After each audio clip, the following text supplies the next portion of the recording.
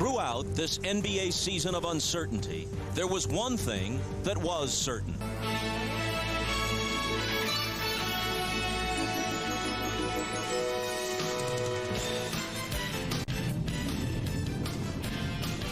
This is the NBA on NBC. The 1999 NBA Finals. The Alamo Dome in San Antonio is approaching a madhouse. Nearly 40,000 on hand to watch their Spurs, the NBA's best team over the course of the season, take on one of the league's biggest surprises in many seasons, the New York Knicks, with the NBA championship at stake. Hello, everybody. With Doug Collins, I'm Bob Costas. Welcome to Game 1 at the Alamo Dome. First item of business. Larry Johnson, listed as questionable with the sprained right knee, will not only play tonight for the New York Knicks, he will start Game 1. Jim Gray will have details on that in just a few moments. But even with Larry Johnson in the lineup, the Knicks are overwhelming underdogs. How do they make this thing competitive, or to take it a step beyond that, pull off what ultimately would be the biggest upset in the history of the NBA Finals? Bob, first of all, they must continue to play great defense. Their opponent's shooting under 40% in the playoffs. Then they must get great play from Latrell Sprewell and Allen Houston. These guys have been terrific. The slashing, the speed, and the quickness of Sprewell. The sweet shooting of Allen Houston in the low post with a little fadeaway, and the aggression going to the basket and drawing the three-point play. These two guys must score. And then the X factor, the guy who has changed their team, Marcus Camby, off the bench, instant energy with his defense and easy scoring. He's been great on the offensive backboard with his tips and his second shot opportunities, and then his shot blocking has triggered the Knicks running game. They need him to play well, and he must stay out of foul trouble, Bob. Well, the Knicks beat higher seeds, much higher seeds, when they defeated Miami, and then Atlanta, and then Indiana. But the Spurs are a different story. This is a team after a 6-8 start that has now won 42 of its last 48, including 10 consecutive playoff games. There's a reason for that, or in their case, two big reasons. Well, the great twosome of David Robinson and Tim Duncan, and these guys are complete players. They do it offensively and defensively. Duncan runs the floor and the strong finisher. You throw the ball in the post to him, and the double team, you kick it out in the open three-point shot. And David Robinson, his quickness and ability outside on the floor, the quickness, the drive to the basket, and the finish, and then the great shot blocking. They take away anything in the lane. It's going to be vital for the Knicks to be able to meet the mid-range jump shot. And the Spurs have seen it all, Bob, defensively. In round one, it was Avery Johnson, almost 20 points a game. In round two, Tim Duncan at 29 and Robinson at 18 against Portland. They're poised, confident, and playing the best basketball of the season, Bob. The opening tip for Game 1 is just a few minutes away. When we come back after this break, Hannah Storm and Peter Vesey will join us, and they will be with the man who is now officially the new coach of the Lakers, Phil Jackson.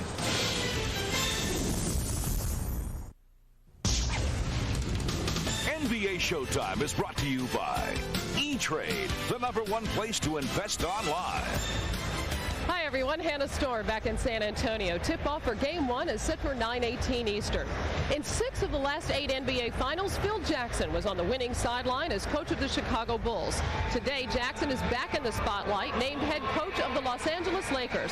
Earlier, Peter Vesey and I spoke with Jackson. I asked him why the Lakers were the team he wanted to coach. Well, it was the one that piqued my interest. It's a great challenge, and I think it's a marriage that's kind of meant to happen. For a number of reasons. Obviously, I didn't feel capable at this time to work 7 days a week, 20 hours a day for 52 weeks a year building a team. I didn't want the power or the situation that would put me into that kind of work grind routine. But I do like coaching, and I do think that this organization has all the pieces in place, and so it's not a whole lot of building that has to go on for this team to be a challenging team for the NBA title. Are you eager to have a chance to show that you can win and win championships without Michael Jordan? No, that's not why I'm here, Hannah. I don't even want to cast any kind of idea about that being the challenge of being here. The reason I'm here is because, I think it's a great fit. I think this is a team that, has shown that they need direction. They came apart a little bit at the seams last year. they can play better than they are, and they're dying for some organization on the court. Michael Jordan has said that he wouldn't play for any coach other than you. He has not 100% closed the door on leaving basketball. Is it a possibility that he could be in Los Angeles at some point? Very slim. Unfortunately, that the chances of Michael coming back, Dennis coming back, maybe even Scotty being here are very, very slim, even though I'm sure they'd be welcomed. Dennis obviously not so much, but Michael and Scotty. But I don't think those are realistic things to talk about. Why wouldn't it be realistic to think about Michael Jordan? Because of the money situation? I think Michael's retired, and I'm going to have to talk to him about how his retirement's going. I think he's retired. He's he's moved his weight equipment out of his home. He's kind of moved into a different form of life, and I think unless he really feels strongly about coming back, I think he's pretty much set on the idea that this has been it for him. Phil, the Lakers, one of their biggest or most conspicuous problems was lack of leadership. Mm-hmm. When do you get to the point of going to Shaquille O'Neal and telling him, look, you've got to make the commitment first in order to be the leader? I think this team has had a leadership void. I think they need someone to step up. Kobe's a young kid. He hasn't been able to do that yet. But he shows the potential of being a player that has those skills. And Shaq has those skills through the action that he takes on the court. How to mesh those together to make the team purposeful and one-minded is what it takes from a coach. Bill Walton is joining us for the finals. Bill, is this all the Lakers need to return them to championship level? Hannah, what's taken them so long? After another wasted season, the Lakers finally have a coach who can make Shaq run back on defense, who can keep Kobe from playing 1-on-9, and will realize that Glenn Rice is just not the right fit. But it all comes back to Shaq in the end. You can have John Wooden, Jack Ramsey, and Red Auerbach. Unless Shaq listens and learns from Phil Jackson, the Laker problems, Isaiah, are not going away. Phil, Shaq is not the problem. The problem with the Lakers has been wisdom and experience. And with Phil Jackson, they add those two things to the bench, which will make it easier for this Laker team to develop and grow. All right, now to the matter at hand, the finals. Who do you like? Well, you got to look at the Spurs and say you like them, but I like the Knicks only if they start Marcus Camby in the starting lineup. My basketball roots are all ABA, red, white, and blue, but I'm ashamed to say I'm picking the Knicks. Obviously, I'm a homer. This is a bigger mismatch than the Alamo. Are we to take that as you're leaning towards the Spurs? Okay, game one of the NBA Finals between the Knicks and the Spurs coming up. The player introductions and the tip-off next. The NBA Finals on NBC continue right after these messages. The NBA on NBC is brought to you by Original Coors. There's only one mile-high taste. Coors, the original. By American Express. Wherever you are, whatever you're doing, American Express helps you do more. And by Adidas. Long live sport.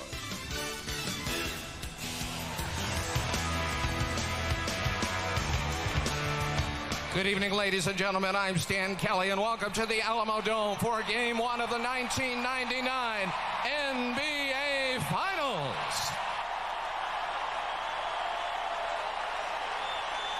First, the starting lineup for the Eastern Conference champion, New York Knicks. Starting at one forward, 6'7" from UNLV, number 2, Larry Johnson.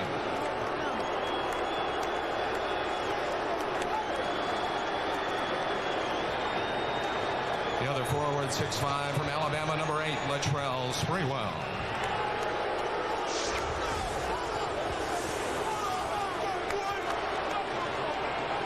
At one guard, 6'6", from Tennessee, number 20, Allen Houston.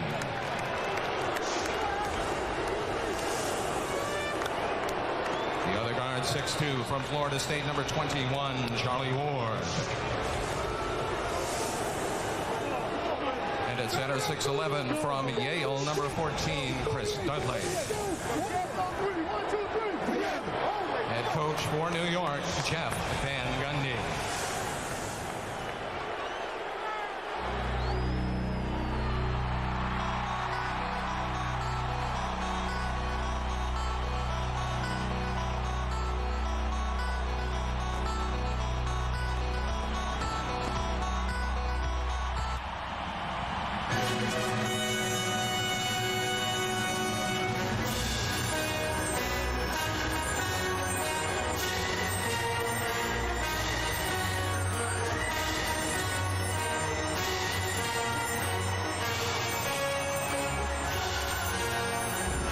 expecting someone else. Y'all ready for this? And now, ladies and gentlemen, off your seat and on your feet, introducing the Western Conference champion, San Antonio Spurs. Starting at 1 forward, 7 foot from Wake Forest University, number 21, Tim Duncan. The other forward, 6'8" from Arizona, number 32, Sean Elliott. One guard, 5'11" from Southern University, number 6, the little big man, A.J. Avery Johnson. The other guard, 6'5" from American International, number 17, Mario Lely. And a man in the middle, 7'1" center from the U.S. Naval Academy, number 50, the Admiral, David Robinson. Head coach for the Spurs, Greg Popovich.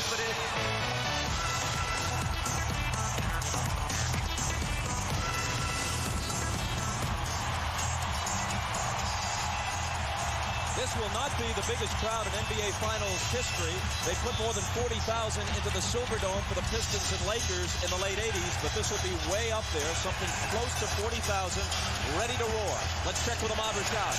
All right, thanks, Bob. The San Antonio Spurs have been playing so well the last month or so. They've only played 4 games in 24 days, so it brings you to think, are they rusty? Well, I talked to Avery Johnson about it. Avery says that what they've done is they've had game-type scrimmages every other day with conditioning being done the odd day.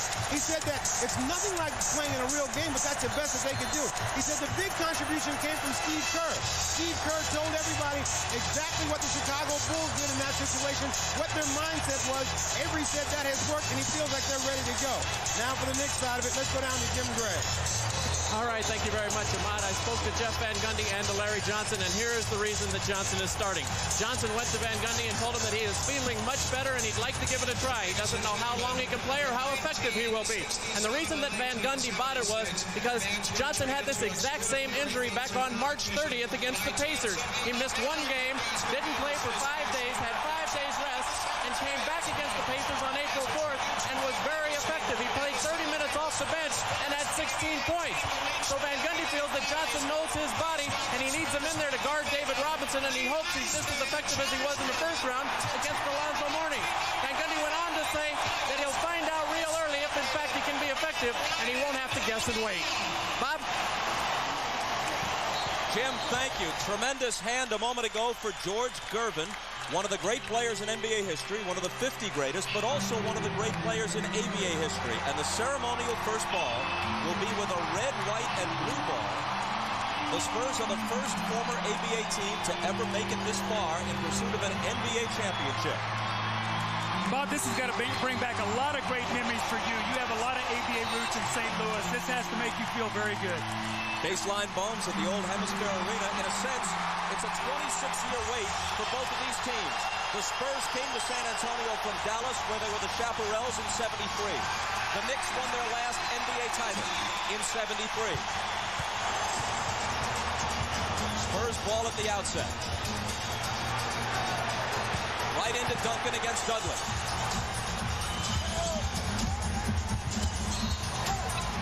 And an illegal defense is going to be called right off the bat. See, what New York would like to do guarding the post is not double team to start the game. See if they can play them straight up. They don't want to open up three-point shooting. But if they get some fouls, they're going to have to double team. The officials are Hugh Evans, Steve Javi, and Bennett Salvatore. Duncan, off the glass. That's the completeness that we talked about, his ability to step out on the floor and make that little jump shot off the glass. That's his shot. Ward around a Johnson screen. Now Houston against Ellie. Ties it at 2. What great confidence Allen Houston is playing with, coming off a 32-point game in Game 6 against Indiana. That little medium-range jump shot's the one he's going to have to take.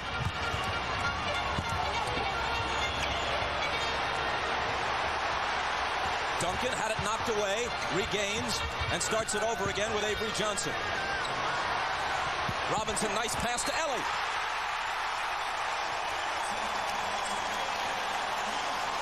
The basket and 1. The foul is on Houston. when you talk about David Robinson and Duncan, they can do it all. They can pass, and a great pass. Mario Elie cuts to the basket. Allen Houston got caught peeking at David Robinson. The nice back cut against the vision and the three-point play. The Knicks won Game 1 on the road in each of the 3 previous playoff series, at Miami, at Atlanta, at Indiana. This is a team that won only 8 road games during the regular season. They've won 6 away from home in the playoffs. Johnson finds Dudley. Robinson with a hand on it, but a foul. That's where Dudley's going to have to be effective, Bob. He cannot shoot the ball from the outside. But as Larry Johnson drove to the middle, David Robinson came over to help. Dudley flashed right to the front of the rim. Now, the problem is he's a very poor free throw shooter. You deal in understatement, my man. He is the worst career free throw shooter in the history of the NBA at 46%. He literally talks to himself at the line, muttering high and straight each time he steps up. But as you see over his career, he's nearly made Wilt Chamberlain look like Rick Barry.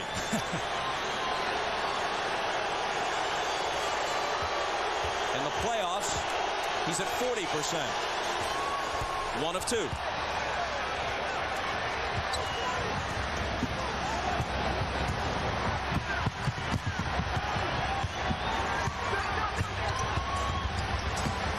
Johnson looking for Robinson. Dudley broke it up. Out of bounds off the Knicks.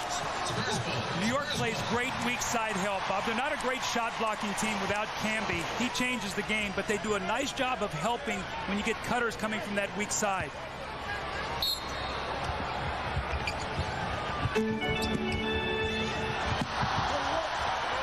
Robinson guarded by Johnson. Dudley over for the block.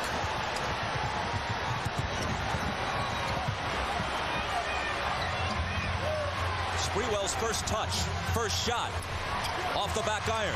Rebound Duncan.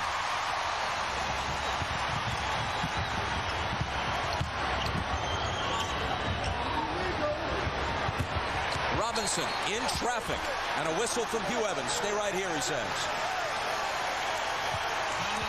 Foul is on Johnson, his first. Larry Johnson is going to try to use his strength and muscle on David Robinson, and the reason Robinson's in the post is because they feel they have the matchup there size-wise, so they move Duncan out on the perimeter, and they're going in the post, and they'll do it once again here to try to get Larry Johnson another foul. Here he goes, another whistle, and they got just what they came for. Number 2 on number 2. This is the concern for Jeff Van Gundy going into this series. They cannot get in foul trouble. You go back to the matchup. Larry Johnson undersized. He's strong. But David Robinson just muscles into the lane and gets the foul.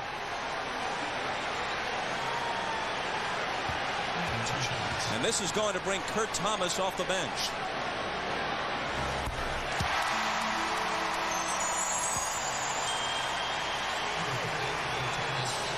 So the big story at the start of the game was that Johnson could play.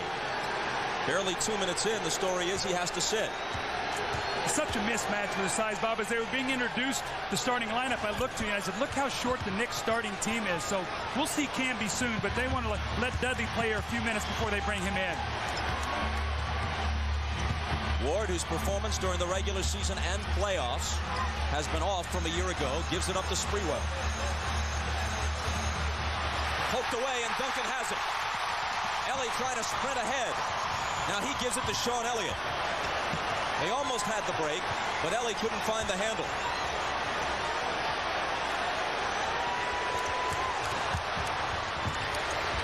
Duncan. Elliott. Missed what would have been a 2. His toe was on the line. Here comes Sprewell. Most dangerous in the open court, but he loses it to Avery Johnson. And a New York foul. You can see what New York wants to do. They want to push the tempo, but 2 quick turnovers by Sprewell. He has a tendency to get careless with the basketball. And that's what he did there. He picked up the foul, but it was good because Robinson was down at the other end. He would have had an easy dunk had he not taken that foul. Spurs lead at 6-3. Robinson. The rebound to Thomas.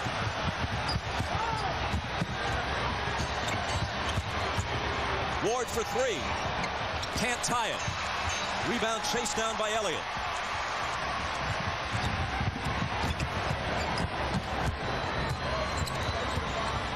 David Robinson given room by Dudley. Instead, passes up the shot and goes inside to Mario Elie. Spinning baseline and scoring. They found the mismatch. Charlie Ward was caught on Elie. Great patience that time. I really like the way San Antonio has started here, Bob. With all the time off, you expect them to come out and maybe be frenetic. They have been anything but that. Very poised.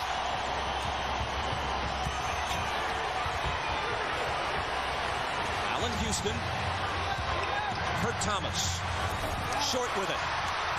Dudley poked it away from Duncan. Houston's jumper is there. Great screen that time by Dudley.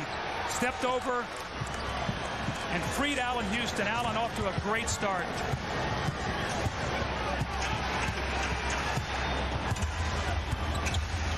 Robinson screening for Johnson. Now gets it back from him and hits the 15-footer. Well, for the people who have not seen much of San Antonio, that's David Robinson's shot. He loves that little top of the circle. Duncan loves it on the angle where he can use that glass.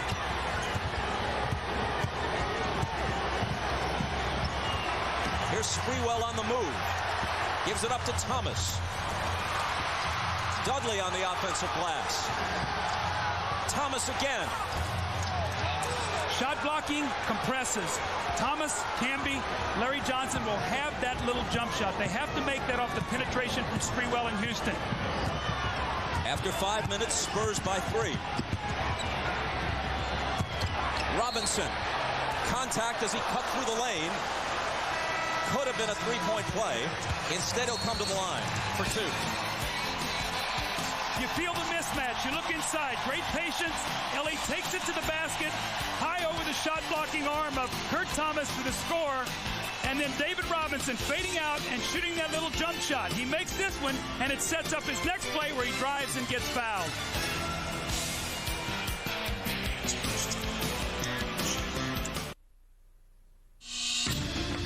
Mario Elie has brought heart to every team he's played on, including 2 NBA champions in Houston. This year, his first in San Antonio, the Spurs got off to a slow start. And it was at that point that the veteran Elie spoke up. This is the first team I've been on where, I mean, after 9 games, I think I may have got one chest bump. You know, these guys are really not emotional guys. And in this league, you're going to have talent, but you need to have that fire. That's why I love Michael Jordan. I love Karl Malone. These guys are not just great players. They got passion and toughness, and that seems to be the problem with the Spurs. Well, you see David Robinson, and really that's who Mario Elie was talking to. And Bob, what I have seen from David Robinson as we've done these playoffs and gone on with this team, he is having fun playing basketball, more so than I've ever seen him have it before. And his love and passion is surfacing. You're seeing more animation from David Robinson. And he's put his own game behind the team's interests. In the first 9 years of his career, he averaged 25 points a game. This year, just shy of 16 a game. But for the first time, his team is in the finals. Here's Sprewell.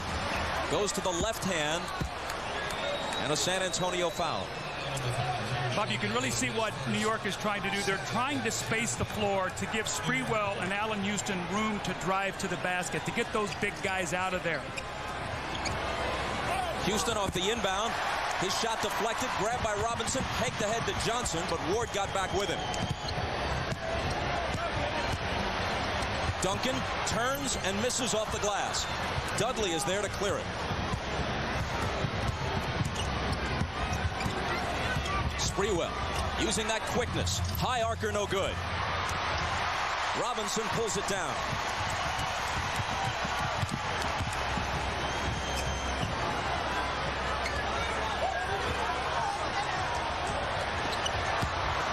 Johnson's pass knocked away. Houston comes out of the pack with the steal. They run the break, and Ward finishes it. That's when New York is at their best, forcing turnovers and running. A great job by Kurt Thomas fronting the post and knocking that entry pass away from Tim Duncan.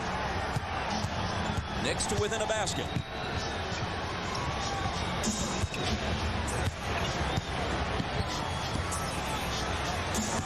Duncan against Dudley. Back out to Elie. 5 on the shot clock. Duncan had it knocked away, then forced it up, and Kurt Thomas comes away with it. Knicks looking to tie.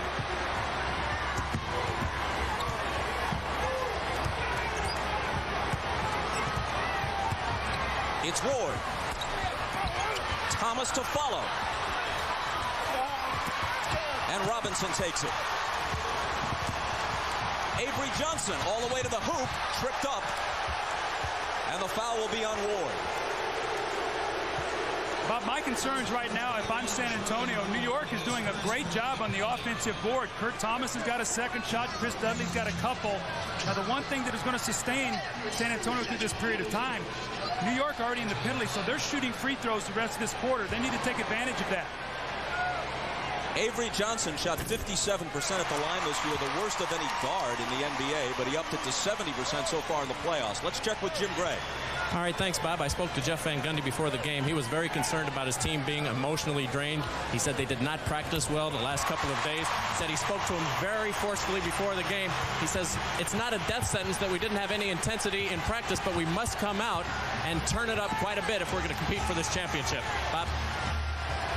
Jim, thanks. How would you judge the New York intensity so far, Doug? I think it's been very good. They're moving the basketball. Wide open shot here from Charlie Ward. You got to knock those down, but they're doing a good job here to start. Ward got a great look at a three and couldn't hit it.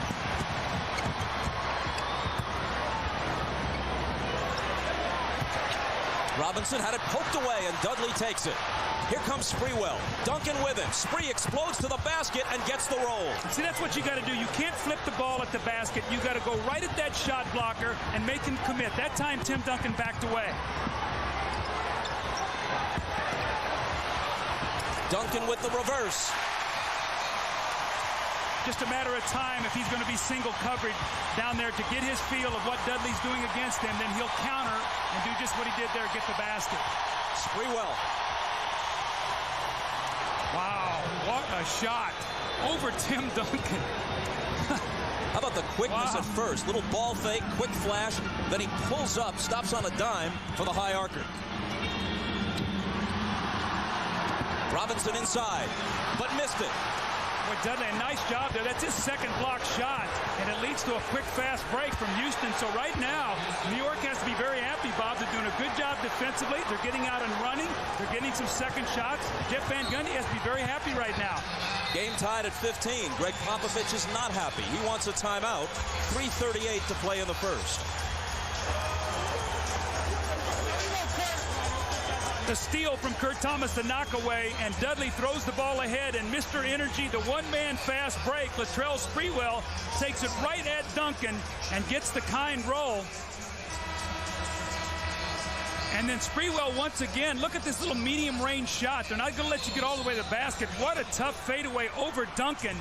And then Allen Houston again with that little pull-up. So the Knicks have the idea here. We might not be able to get all the way to the basket. We see the defense, we pull up, and we take what's given to us. One of the 50 greatest players of all time on these two rosters will finally have his wait end and will receive a championship ring. If it's Ewing, it won't be as an active participant. David Robinson is on the team that's the overwhelming favorite to do it.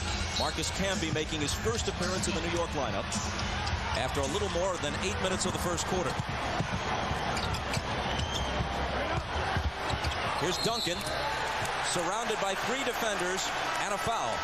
Remember in the open I talked about Marcus Camby has been playing terrific basketball. What he's done, this is a cheap foul, Bob. You cannot reach in. You got to stay big, get the hand up, and make him shoot out over an extended arm. So Marcus Camby comes right in and picks up a quick foul.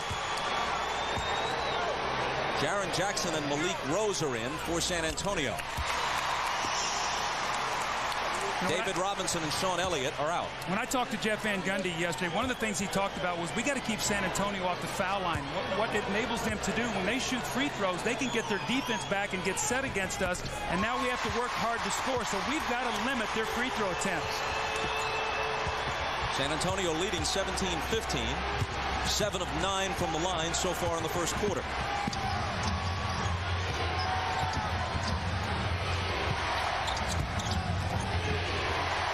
Houston kicked it into the backcourt. Sprewell picks it up, but it's over and back. San Antonio ball.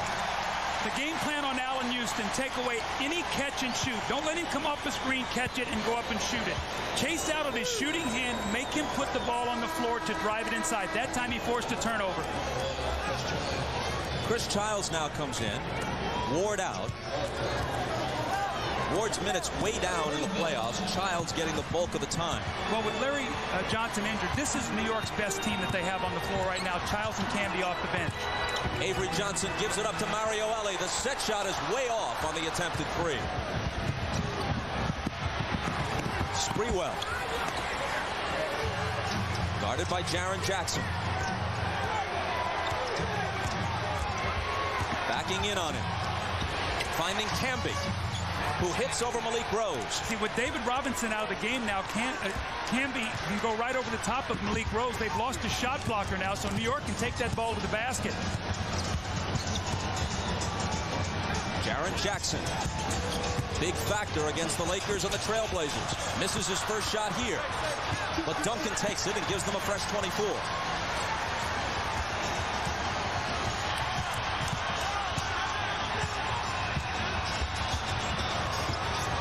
Malik Rose can't knock it down. Up and over the glass. New York ball. Latrell Sprewell orchestrates his whole play. He backs it out till he gets the double team. He tells Camby, cut to the basket. He sees Malik Rose. He said, I can go right over the top of him. And he scored. But Latrell Sprewell orchestrates this whole thing. He sees Duncan. The minute he comes, Camby cuts to the basket. No David Robinson. They get a layup. And you're watching the NBA on NBC.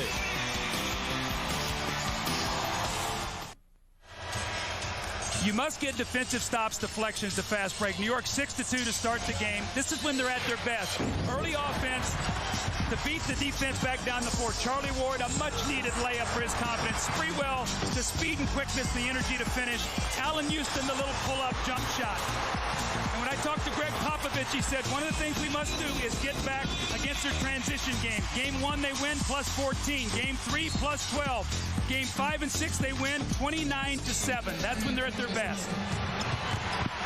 Steve Kerr in the game for the first time for San Antonio. He's on Chris Childs. Sprewell driving on Jaren Jackson, but he's rejected.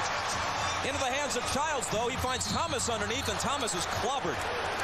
I think they're going to call a flagrant also. They took him down. Jaren Jackson and Rose went up, came down and hit him in the head, and normally any blow to the head, they'll call a flagrant. So you get up in the air, Kurt Thomas gets his man in the air, actually gets Jackson, Duncan, both in the air, and Jackson takes him down, and they're going to call the flagrant. That's 2 shots in possession. That's a flagrant 1.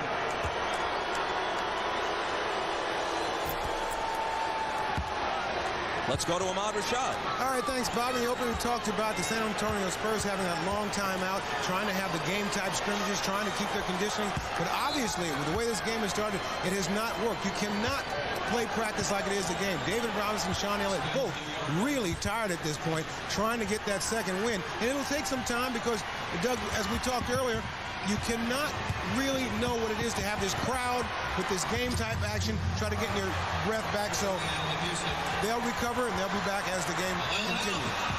Rust is not a problem for Allen Houston. He continues on the roll he was on when they finished off the Pacers.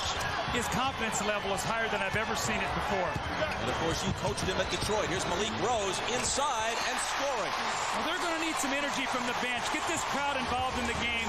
As Ahmad talked about, let the team get their second breath before they bring them back in.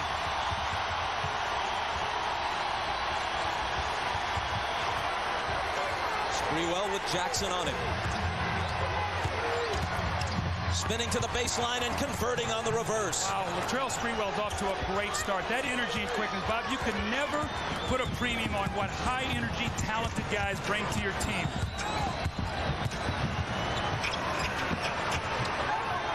Houston up on Mario Elie. Slips past him, finds Jaren Jackson alone. He misses the 3. It's taken by Childs. He pulls up and fires. It's short. It falls right into the hands of Kurt Thomas for a gift basket. Looked like Malik Rose tried to flop a little bit there to get the foul. The referee had no part of that, and New York Up 6 now, 30 seconds to go in the quarter.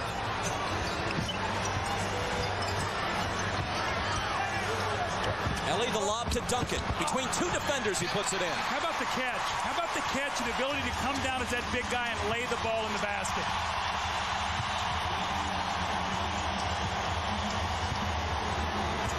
Knicks looking for the quarter's last shot and leading by 4. Houston driving on Ellie, spinning, shooting, and hitting again.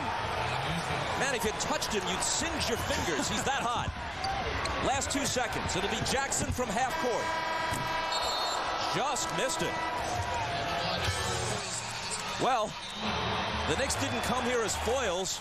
They came as foes. Up by 6 after 1 at the Alamo Dome, and you're watching the NBA on NBC.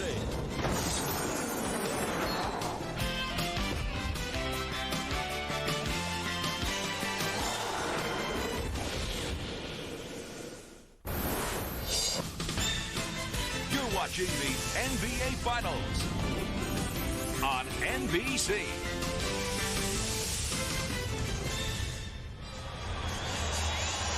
On the question of rest versus rust, over the past 20 years, 9 teams have taken care of business quickly enough in the conference finals that they had a week or more of rest going into the final. 7 of those 9 teams wound up winning it. The 2 that didn't certainly don't prove that the long layoff hurt them, because last year the Jazz lost to the Bulls, so you can throw that right out. They're against Michael and Chicago. There's many reasons for that defeat. And the other one was the '89 Lakers, who had won 11 straight playoff games, and then in Game 1, Byron Scott and Magic Johnson both got injured against the Pistons and were out for the rest of the series, and Detroit swept them. Knicks up by half a dozen as we start the second quarter. Sprewell can't increase it, and Duncan takes the rebound. Bob, the slow start, though, really doesn't surprise me. I think rest really comes into play once you start getting into a series. I think it always pays dividends. Maybe it hurts you in the short run, but not the long term. Duncan into the lane, pull-up jumper, good. Now, how about that play? Tim Duncan, pump fake, drives in the lane, and pulls up. Now, this guy's 7'1" and probably weighs about 260 pounds. Is he the best player in the league? He is to me. He's the most complete player, defense and offense. I don't think he has a weakness in his game. Houston off with the long attempted 2. Back come the Spurs, trailing by 4.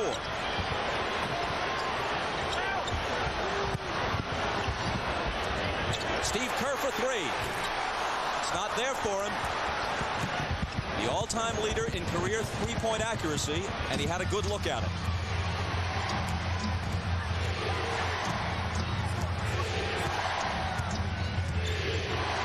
Childs pounding the dribble into the floor, now finding Sprewell. Out to Kurt Thomas. Childs again. Shot clock winding down, and a foul. It's on Duncan, his first. Meanwhile, Larry Johnson, who committed 2 quick fouls and went out after just over 2 minutes of the first quarter, returns. Well, it'll be interesting to see how he comes back in after getting warmed up, maybe getting a little stiff on the bench with that leg. But Kurt Thomas sits down and Sprewell, so now you have sort of a bigger, slower New York team. Look for them to continue to go through Allen Houston, this team on the floor. What did Kurt Thomas do while he was in there? 6 points, 7 rebounds, 2 steals. Houston is tripped. And Jaren Jackson is hit with his second foul. Allen Houston, as I watch him play here, Bob, one of the things that really registers to me is all his career he's heard what a great player he could be. I think it's finally registered to him. I'm a great player, and that's the way I'm going to play. What confidence he's playing with. Johnson backs in on Elliott. Ball knocked away. Camby trying to save it, but it winds up in San Antonio's hands. Jaren Jackson eyes a 3.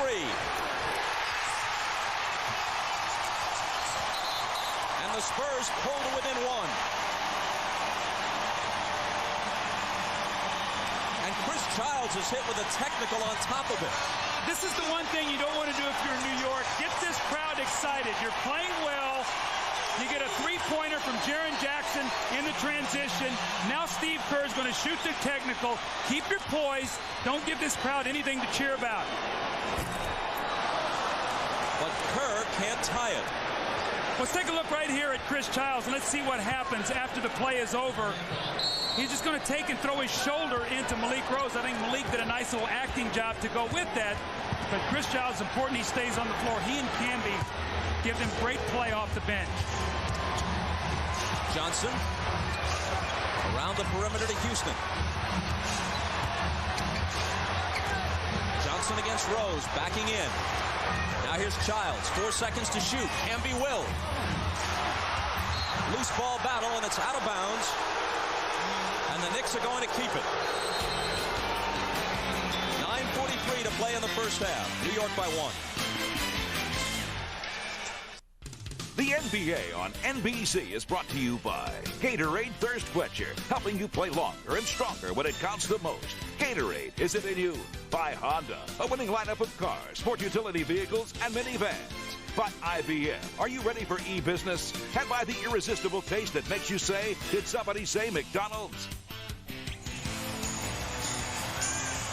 We talked in the open the importance of Allen Houston and Sprewell scoring points. Allen Houston off to a great start, 10 points, and he's doing it in a variety of ways. The little medium-range pull-up jump shot off the screen roll. He drives it, fields Tim Duncan, pulls up over the outstretched hand, and then this little floater in the lane. So once again, the great confidence, and he and Sprewell have really energized this team to start this game. And you see Allen Houston getting better as the playoffs go along. Had a great series against Indiana, outplayed Reggie Miller, and also did a great job on the defensive end against him, going to 3 of 18 in the deciding Game 6.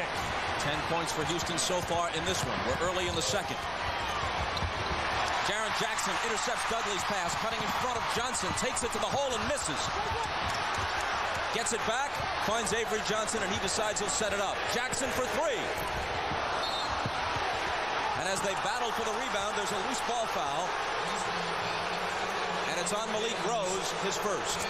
Larry Johnson did a very smart play on that fast break, Bob. He was back. He couldn't take the foul because he already has 2. He would have had to sit down with 3. So he just sort of put his body up against him and forced him to take a tough shot, and he missed it. He seems to be moving and jumping pretty well, speaking of Larry Johnson. I think as the game goes along, he'll feel more trust in that leg. Bob, if you hurt a knee, if you've never done it before, it's a strange feeling. I've done it, and it feels like you're just off balance. The thing is not stable, and the more you can go, the more you trust it, the better you'll be. Camby against Elliott. Spinning on him, but it looks like a foul or an illegal defense beforehand. Illegal defense. Each team has been hit with 1 illegal defense warning. On the second, a technical is shot. See, Camby's in the game right now. He's playing as a small forward against Elliott. Let's see if they go back and try to post him again.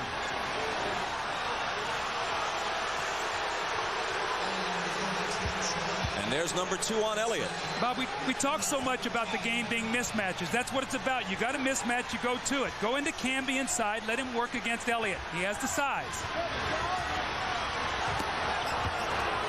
They go right back to it. The turnaround. Rebound taken by Malik Rose.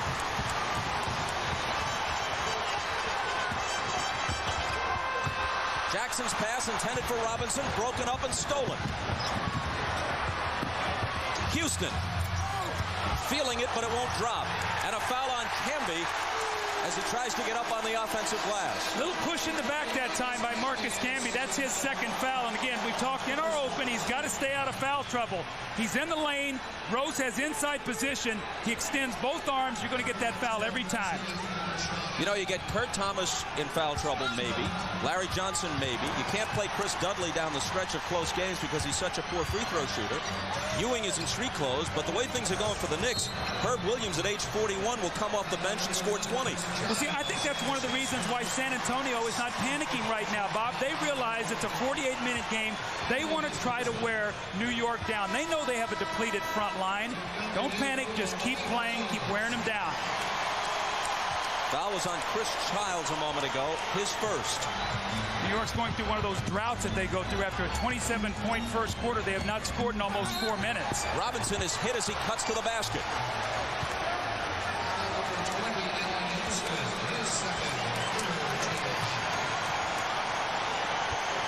And as he goes to the line. You can go online to msnbcsports.com and check out a comprehensive playoff section called NBA Showtime Online. Isaiah Thomas breaks down the Knicks and Spurs matchup and picks a champion. Plus, you can email Bill Walton, every fan's dream, at msnbcsports.com. Allen Houston getting his first rest, Sprewell in, so you can see the strategy of Jeff Van Gundy. He wants one of those guys on the floor all the time for their scoring. Can't rest them both at the same time. 1 of 2 for Robinson, but Duncan grabs the rebound. Jackson's open for 3. Larry Johnson takes it. Chris Childs backing away with his dribble. Johnson screening for him. The jumper is off, and the rebound is taken by Robinson. Avery Johnson pushing it up the floor. Robinson's the trailer for the jumper. Finally, the rebound winds up in Sprewell's hands.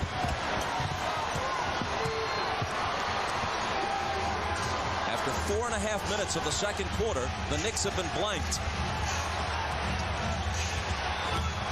Johnson into traffic, and a foul called by Bennett Salvatore. It comes before the shot.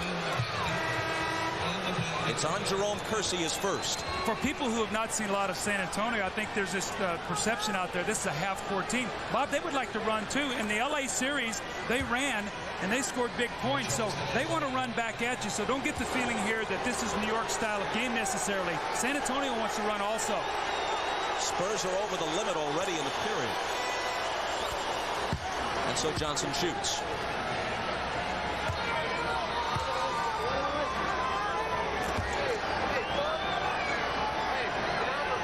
You would have thought, from the way he went down late in the series against the Pacers, that we had seen the last of him in uniform in this postseason.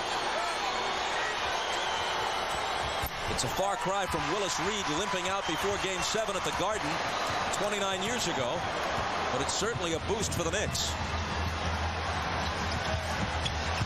The unexpected early return of Larry Johnson. Here's Jaren Jackson on the move, and Steve Javie spots a foul. It's offensive against Jackson.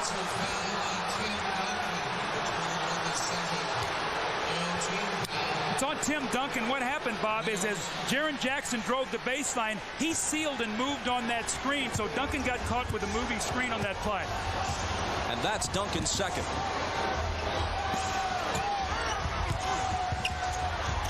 Larry Johnson up in a crowd. And the Knicks with a 3-point lead at 30-27. You cannot let Larry Johnson spin. He wants to spin back to that strong hand away from the shot blocker. You must keep him going in the same direction when he tries to post up. That was their first basket of the period. They only free throw prior to that in this second quarter. There's foul number 3 on Marcus Camby. Larry Johnson loves to set you up. Drive in the middle, have you cut him off. And then he loves to spin back off your body. Watch him as he gets his position. Kersey will drop.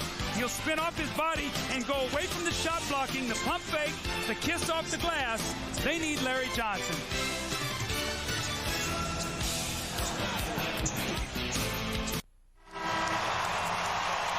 Welcome back to San Antonio. I'm Jim Gray. Larry Johnson is now playing in the game with just the rubber padding around his right knee. He started the game and came out for warm-ups in what's called a medial collateral ligament brace. There you see it. He took it off on his own. Dr. Norman Scott said he advised him not to take it off, but Larry said he was uncomfortable, felt sufficiently warmed up, and now he is playing without it. Dr. Scott said in the newspaper earlier that that would prevent further injury to the medial collateral. However, Larry Johnson is now at some risk, but he feels this is what he has to do to compete. Bob? Jim, thanks. Spurs ball. They trail by 3. David Robinson cuts it to 1. That little isolation play, they love to bring David Robinson out to that free throw line extended and let him use his quickness that time he scores against Kurt Thomas.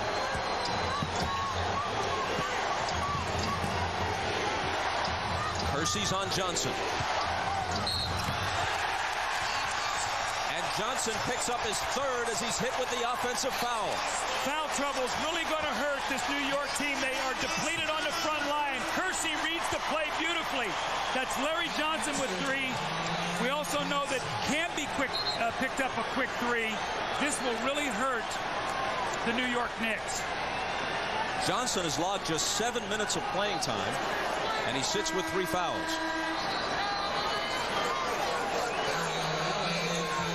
Now Mario Elie checks back in for the Spurs, and Kersey goes out. A little pressure in the backcourt from Childs. Duncan comes back, sets a screen for Avery Johnson, and he comes across.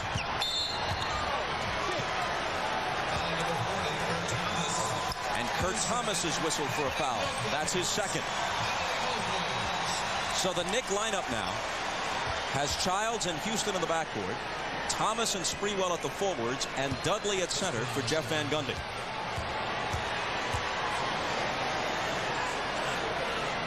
Prior to this year, David Robinson had played in 62 career playoff games and scored 20 points or more 45 times. This year, he's topped 20 points only twice in 12 playoff games, as the focus of the offense has shifted to Tim Duncan as the first option.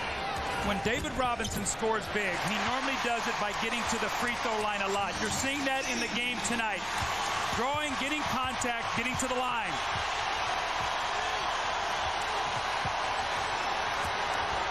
Sprewell to Thomas from 20. Overshot it badly. Jackson and Dudley chasing after it. And a loose ball foul on Jaren Jackson. Dudley's really working hard on that offensive board. That's at least 3 offensive rebounds he gets. And what it enables you to do, Bob, if you shoot a low percentage and you get the extra shots, it gives you more opportunities. And Dudley has done that tonight. Third foul on Jaren Jackson. High and straight, Chris Dudley says to himself. Let's see how well he does. 1 for 2 so far tonight.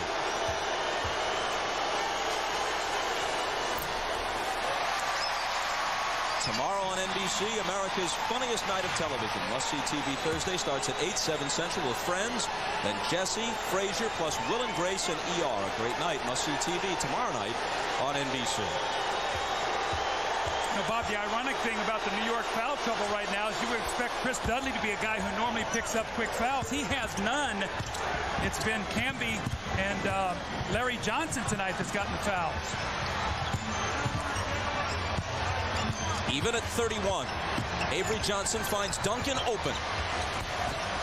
Can't untie it, and the rebound to Thomas.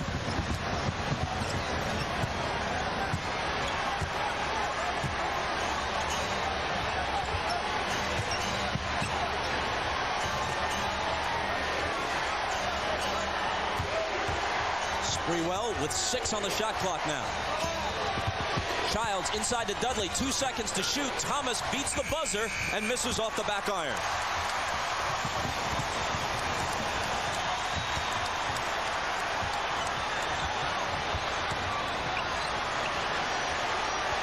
David Robinson. And the rebound to Dudley. Sprewell pulls up and gives New York the lead. Well, that's a 1-on-4. You're talking about confidence. He just comes down the floor and lets it go, but that's the way you got to let Sprewell play. You can't restrict him. He'll make some bad plays, but he's going to give you a lot of positive energy, and he's scoring very well right now. Childs all over Avery Johnson, runs him into a Duncan screen. Now up top to Robinson. The Admiral on the drive. And a foul on the play. It will go against San Antonio. It's Robinson's second. Again, the one-man fast break. Chris Childs, throw ahead to Sprewell. Let him go to work. You see 4 white jerseys back there. Elliott with a hand in the face does not bother Latrell Sprewell. Elie went for the steal. That left Houston open. Got to square him up. The way Allen Houston is shooting, you cannot give him those easy looks. And right now, New York is in a very good rhythm. They're going through Sprewell and Houston. The only thing that could really hurt them is foul trouble right now. Elie against Dudley. Slings it back outside to Duncan. And Duncan lays it in. Looks like Dudley hurt his wrist on that play, or his elbow. They can ill afford another big guy to get hurt right now. He gets to his feet and joins his teammates, but Jeff Van Gundy's taking no chances. He asked for time.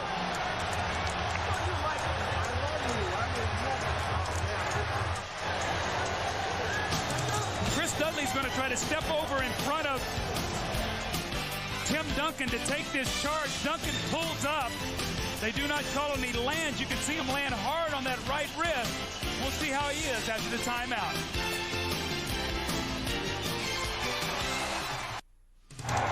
Hi, everyone. Hannah Storm. Coming up on the Prudential Halftime Report, we'll hear from New York's Marcus Camby, a big reason for the Knicks' postseason success. Camby describes his first meeting with then Knicks president Ernie Grunfeld after being acquired from Toronto. He said to me that, Marcus, I think you are the guy that's going to get us over the hump once we play Indiana in the Eastern Conference Finals. Bingo. Bam. I mean, that really hit me once, we clinched the victory the other night, and I was like, man, this is what Ernie envisioned. Marcus Camby, the player Larry Bird called the MVP of the Eastern Conference Finals. His conversation with Peter Vesey coming up at halftime. Right now, Camby has picked up 3 fouls, but his team leads the Spurs by 2 as we rejoin Bob and Doug at courtside. Hannah, thanks. No question that the team envisioned by the now deposed general manager Ernie Grunfeld had Marcus Camby and Latrell Sprewell getting big minutes and the team playing a more wide-open style. That's happened in part because of injuries to Patrick Ewing, which forced the change. Well, had injuries to Patrick. He really was never healthy all season long. Sprewell got hurt early in the season, was out. They really never had it all together. And with this shortened season, Bob, it's taken them till now to really find out who these guys are, what they can do out on the floor. Just in the nick of time. And the Knicks by 2. Here's Houston, feeling it, but missing it. The rebound taken by Duncan. The outlet to Avery Johnson. The bounce to David Robinson. Robinson against Dudley, who bothered the shot. The ball kicked to the side, and Sprewell wins the race for it, but he stepped on the sideline. For a report on Chris Dudley, we check with Jim Gray. All right, thanks, Bob. He just kind of fell awkwardly on his right forearm, and it pulled his shoulder and his forearm. Mike Saunders looked at him real quickly. He will continue in the game without a problem. Bob, he's playing very well. He just comes off a shot block there against David Robinson. He's done a nice job with all the foul trouble that New York's front line has had here in this first half. Robinson, meanwhile, has shot 2 for 8 in this first half. Dudley trying to get in front of Duncan and bother him. And he did. It went off Duncan and out of bounds. So there's a possession where he forced a turnover. So back-to-back, shot block, forced turnover. Childs around the Thomas screen. Now circles back out. We move inside 3 minutes to play in the first half, and Childs misses. The rebound tip to Duncan.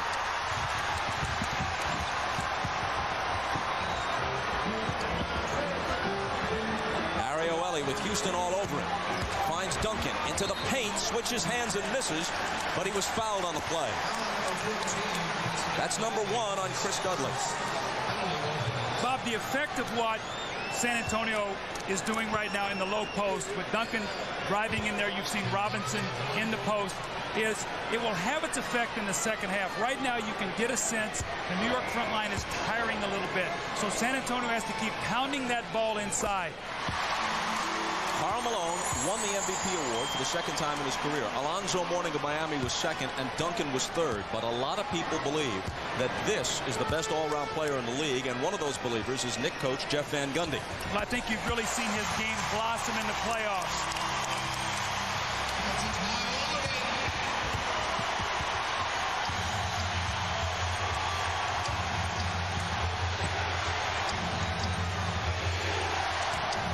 Here's Sprewell. Gets it back from Dudley. Spins and fires. Flat-footed rebound taken by Ellie.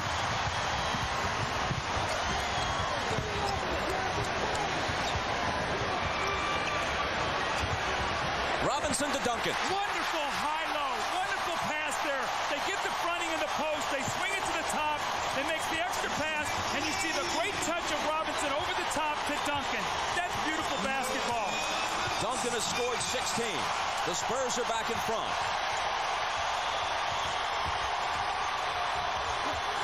Dudley is blocked by Robinson. Into the hands of Avery Johnson. Here's Sean Elliott, who hasn't scored yet. Robinson's open. Spurs by 4. We always talk about the end of half, the last 2 minutes.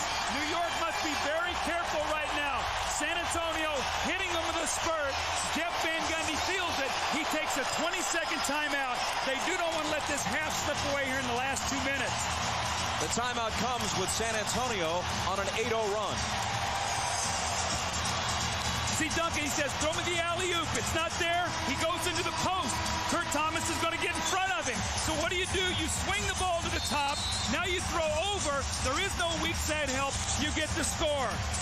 And then Robinson with the block shot. So he has the assist. Now he comes over and he gets the block shot. And then he goes to the other end and he hits the jump shot. The complete package, the duo of David Robinson starting to make the mark in this game. Mario Elie says, I like that passion, David. More importantly, I like that block shot, too. How about Jerry Rice's comment? Rice, in all likelihood, the greatest receiver in the history of the NFL, but now after injuries and as he gets along in years, perhaps not the top receiver on his own team anymore in San Francisco. He says, I'll have a whole new attitude coming into training camp after watching what David Robinson did this year with San Antonio, willingly taking a secondary role. I'll do that on the football field. Well, I think it's important because they're winning that you see you reward winning. And that's what David Robinson says. I've been around long enough. I've had the stats. I've had the glory. I've been the MVP of the league. I've been the defensive player. I've led the league in scoring. The one thing I don't have is a ring, and that's what I want. After a foul by Mario Elie, his first, Houston hits the free throw. And Herb Williams, at age 41, the oldest player in the NBA, 4 years older than his coach, has checked in for the last few moments, last minute and a half of this first half. Here's Elie against Houston. He was bumped and fouled. And that's 3 on Allen Houston. Boy, the fouls are really mounting up. They can ill afford to lose Allen Houston. See, Bob, the problem with that is now, with a minute 24 to go in the half, you worry that Allen Houston comes out and picks up a quick fourth and has to sit down a lot in the third quarter. If you're Jeff Van Gundy, that's your concern right now. Mario Elie, a good free throw shooter, missed that one. The Knicks are thin to begin with, and 3 key players in foul trouble in the first half. Well, part of your game plan is when you play a team that's depleted along that front line is you don't shoot jump shots. You go to the basket and you put the onus on the official to make calls, and that's what San Antonio has done to get through this little period of time where they've struggled to put the ball in the basket. Robinson goes out. Malik Rose in to replace him. Here's Antonio Daniels against Childs. Daniels goes down. No foul is called. Daniels making his first appearance of the half. Second-year player from Bowling Green. Dudley against Duncan. He'll shoot a little hook, but he won't get the bounce. Here comes Avery Johnson, 2-on-1. Daniels on his right. Antonio Daniels lays it in. When Chris Dudley's on the floor with Herb Williams, you're actually playing 3-on-5 offensively right now. That's what happened, and San Antonio took advantage of it. Charlie Ward, Williams, out to Childs, back to Herb Williams. 6 seconds to shoot. That's the last thing Williams has on his mind. And there's a whistle from Bennett Salvatore. I don't think New York thought that Chris Dudley was going to take this shot, so they didn't protect the backcourt. Duncan gets it out. He throws ahead. Avery Johnson said, we got an easy 2-on-1. We haven't seen this kind of fast break tonight. So the quick shot from Dudley, I think, sort of surprised his teammates. They did not cover the backcourt. The foul was on Malik Rose, his second. Sending Dudley back to the line, where he's hit 2 of 4.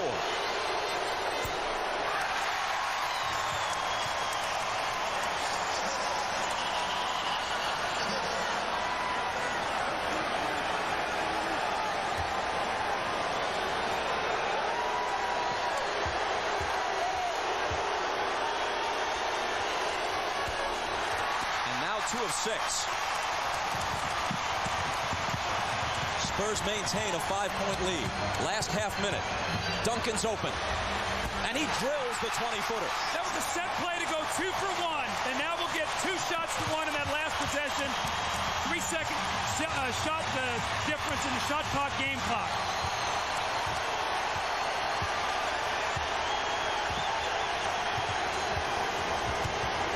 Charlie Ward out to Herb Williams. The tip doesn't drop, and a New York foul. Over the back on Dudley, attempting to follow on the offensive glass. It's his second. Again, Bob, we talk so much about free throws.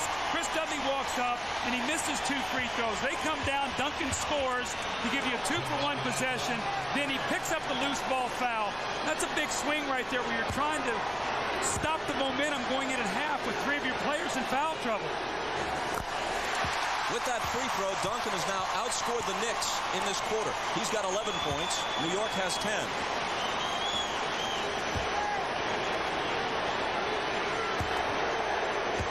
He's looking for his 20th point of the half. And doesn't get it. Last 4 seconds. Pass deflected. Dudley going to get off the last shot? Not quite. He claims he was fouled, but he'll get no satisfaction. San Antonio, with great defense, ends the half on a 14-2 run. So they were down by 4. They now lead by 8. That's the importance of closing out half. Stay tuned for the Prudential Halftime Report. Hannah Storm will be joined by Isaiah Thomas, Peter Vesey, and Bill Walton on the Showtime set. You're watching the NBA on NBC.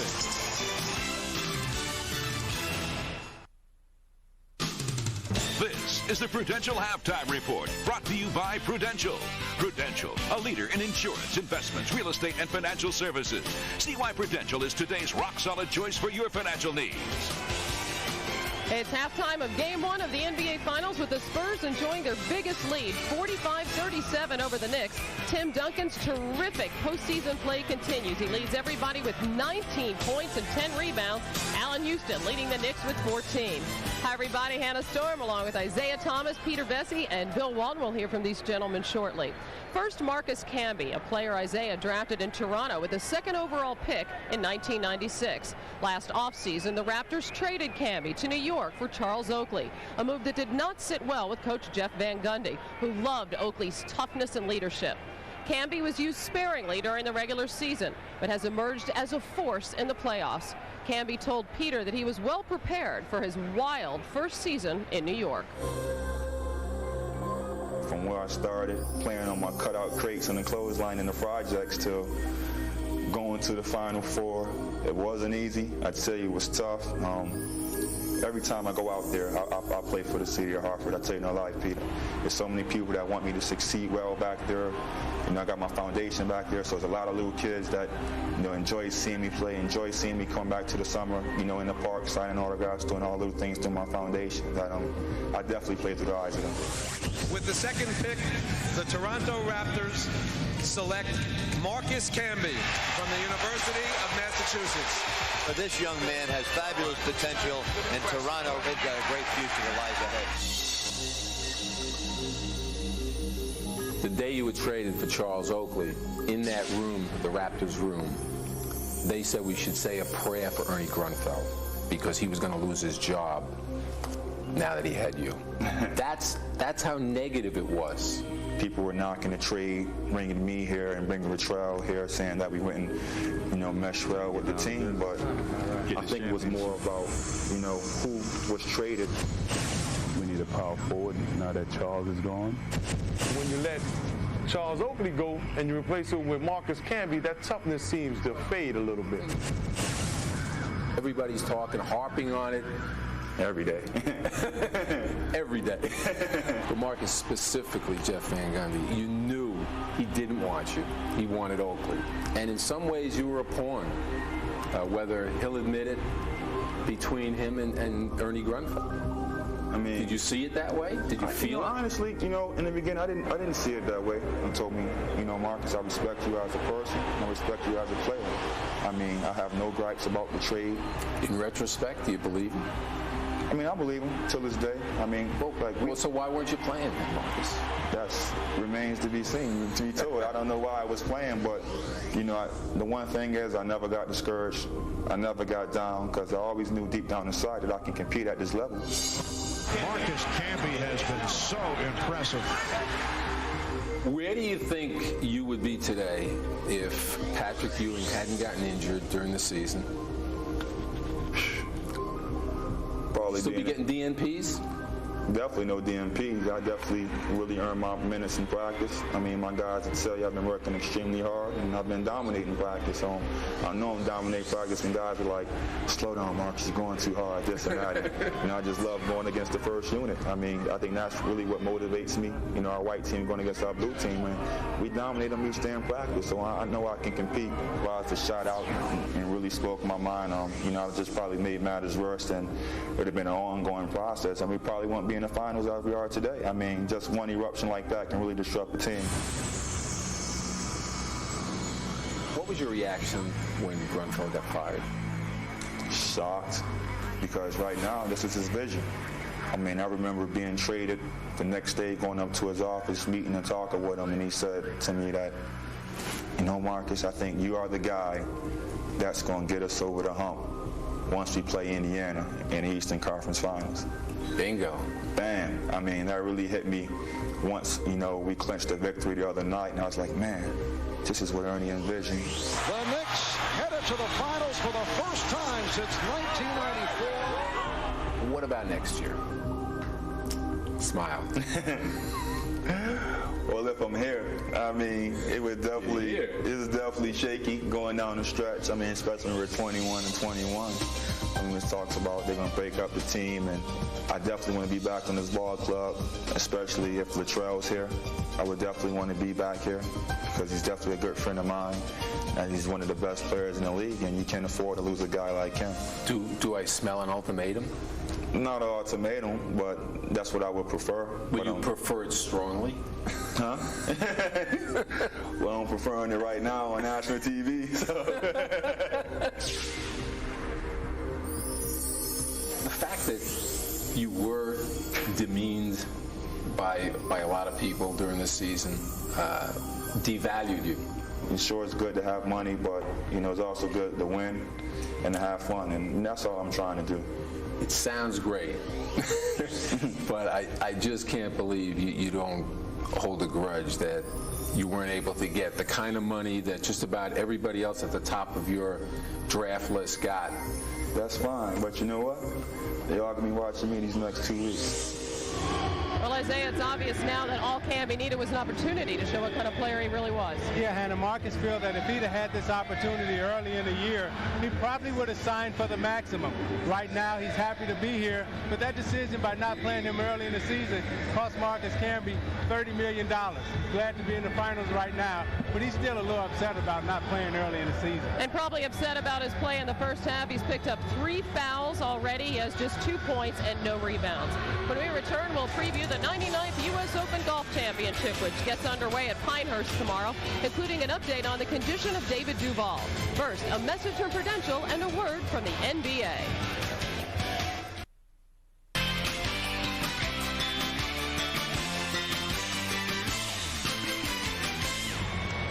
At halftime of Game 1, the Spurs lead the Knicks 45-37. Bill Walton telling us in the pregame this was a bigger mismatch than the Alamo, but the Knicks held the fort for a while, Bill. How do they hold off the Spurs in the second half? Hannah, the Knicks defense was good. It's surprisingly good. We learned that in the first game of Indiana. They denied Avery Johnson's penetration very good. What they need to do, they need to get a huge game, though, out of Allen Houston, who needs to play like Walt Frazier, and then Sprewell, he has to finish like Michael Jordan. The Knicks' dream's still alive, Hannah.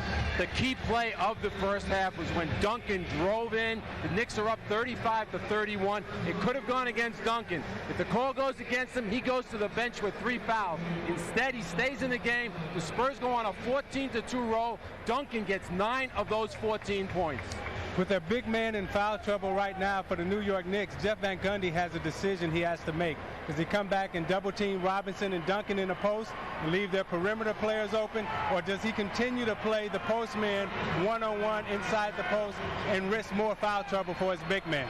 All right, now quickly to today's coaching news in the NBA. The Lakers hired Phil Jackson, and according to Peter, that's a 5-year deal worth $30 million.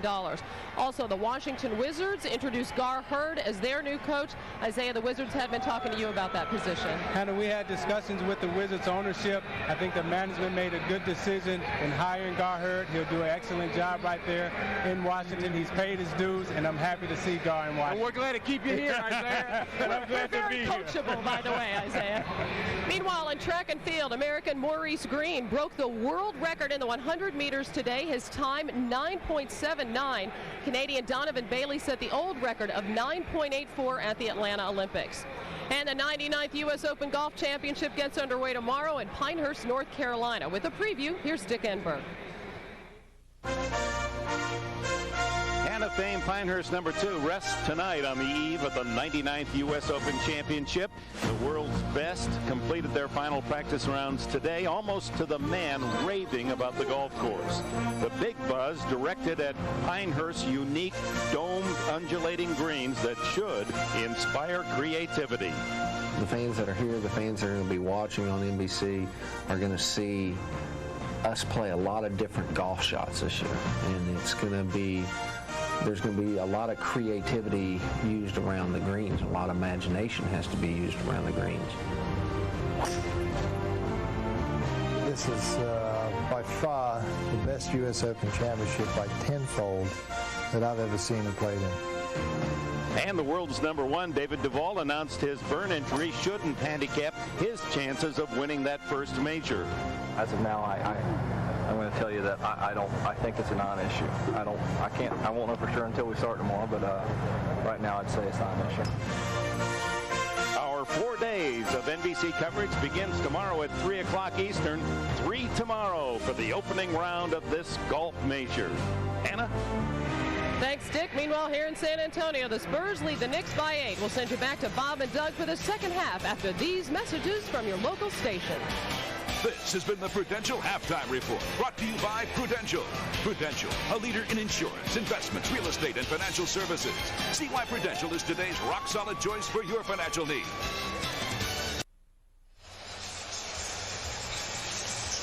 The Spurs up by 8 at the half. And just moments ago, our Jim Gray talked with Knicks coach Jeff Van Gundy. Outside the Knicks locker room with Jeff Van Gundy. Jeff, you have Houston, Camby, and Larry Johnson, all with 3 fouls. How are you going to keep them in the game here in the second half?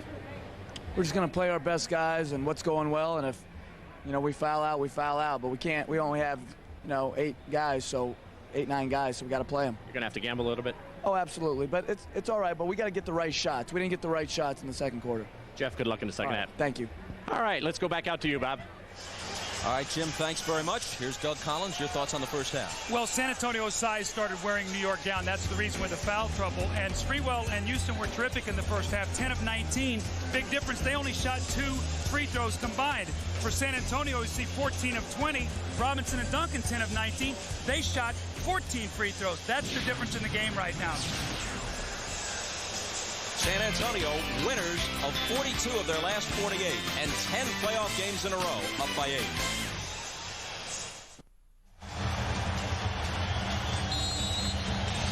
As we take a look at tonight's leaders, Avery Johnson has not attempted a shot from the field in this game. He took more shots than any Spur in the Portland series because of the way the Trailblazers geared their defense. The shots were there for him. Tonight so far, they have not been. So he's just been the distributor. Here's Larry Johnson, the Knicks with it as the second half begins. And a whistle before Sprewell can do anything with it. A 3-second violation against the Knicks. See, Chris Dudley thought the shot was going to be taken. When Sprewell didn't take it, he was in rebound position, got called. Bob, New York's got to get off to a good start here. After that second period, San Antonio's getting into a rhythm, and they're pounding that ball inside. How will they play the post here? Duncan and Robinson, a huge first half. Mario Ellie into Sean Elliott. Elliott in the crowd had it knocked away. Avery Johnson picks it up and finds Duncan. 6 on the 24 as Ellie drives and scores. And New York is asking for a 20-second timeout, less than a minute into the third quarter. Well, Jeff Van Gundy's not happy. They started out with a turnover, and then Mario Elie gets all the way to the rim for a layup. He's saying, look, we got to come over and contest this. We can't give up layups.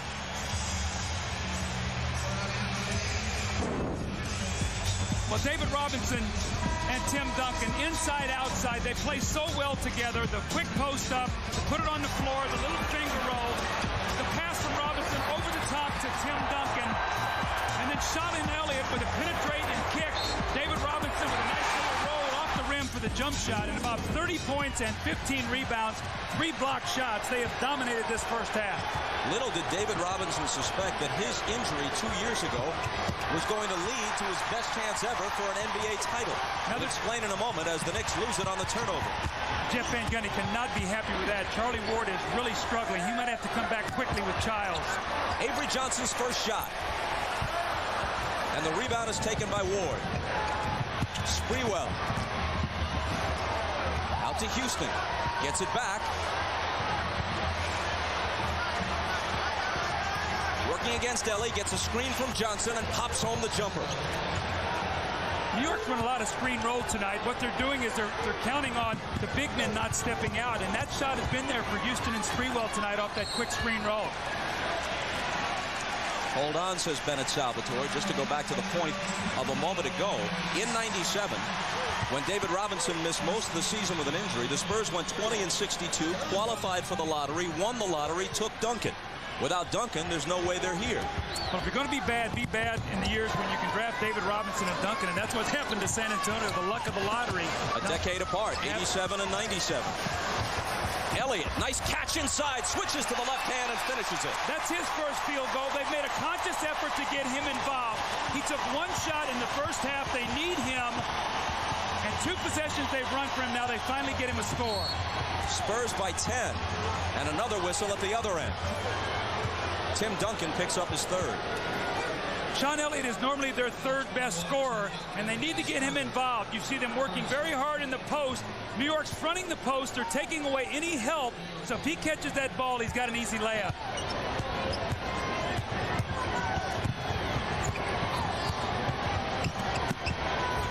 Allen Houston returns it to Ward for a 3.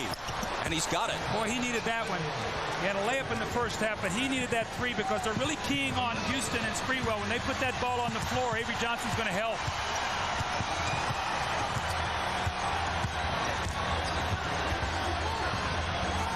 Here's Sean Elliott, Sprewell guarding him. Ball knocked loose and out of bounds and touched last by San Antonio.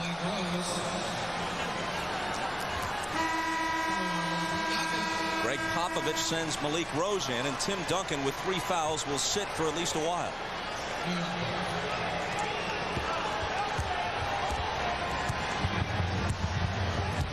Knicks looking to cut into a 7-point deficit. Pass inside, knocked away, but recovered by Sprewell. Off the dribble, he fades and fires. Off the back iron, no good. And Robinson has it.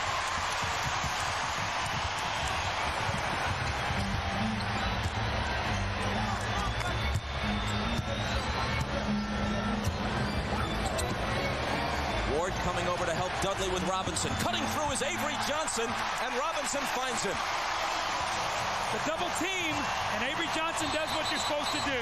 You go right to the basket, a great pass from Robinson. And Bob, looked like Malik Rose was going to go up and tip that ball in the basket. He realized the ball was going to fall in, and he pulled his hand back.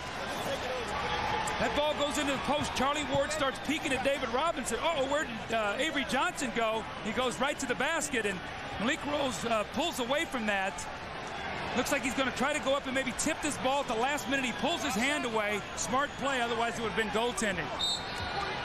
And the stoppage a moment ago, not because of a foul. They were just resetting the shot clock, and now we're set.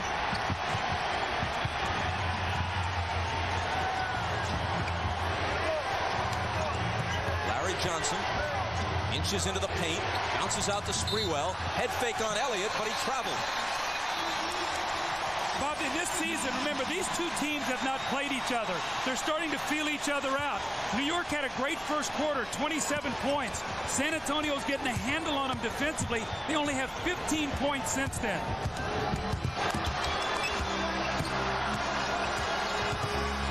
When the Spurs bring the clamps down defensively, you are in trouble. Another foul on Dudley. That'll be his third. For once, Jeff Van Gundy is up against an opposing coach who has a lower national profile than his. He's beaten Pat Riley, Lenny Wilkins, and Larry Bird in successive rounds of the playoffs. Camby coming back. They've got to keep Camby on the floor. He cannot pick up a silly foul. He had 1 of 3 field goals, no rebounds in that first half, no shot blocks. He has got to be an impact player. Mario Elie has it blocked away by Ward, who then makes a valiant attempt to save it. It'll be San Antonio ball. They get a fresh 24 because the ball was punched.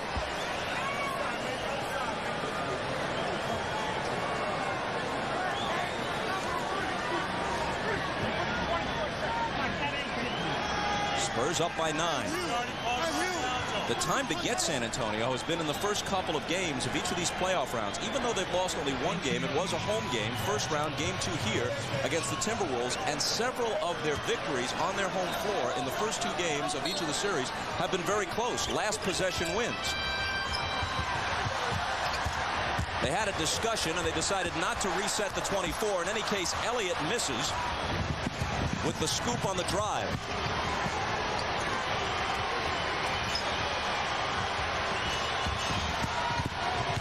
Here's Charlie Ward. Inside to Johnson. In traffic, he's fouled. When the Spurs have gone on the road, that's when they've really brought the hammer down in games 3 and 4 at Minnesota, 3 and 4 at LA, 3 and 4 in Portland. And interestingly enough, most of that has come with more bench help. And Bob, that sort of goes against conventional wisdom. Normally your bench is not as effective. On the road, you count more on your starters, and your bench helps you more at home. That has not been the case with San Antonio. Foul on Malik Rose was his third, and Johnson hits the first.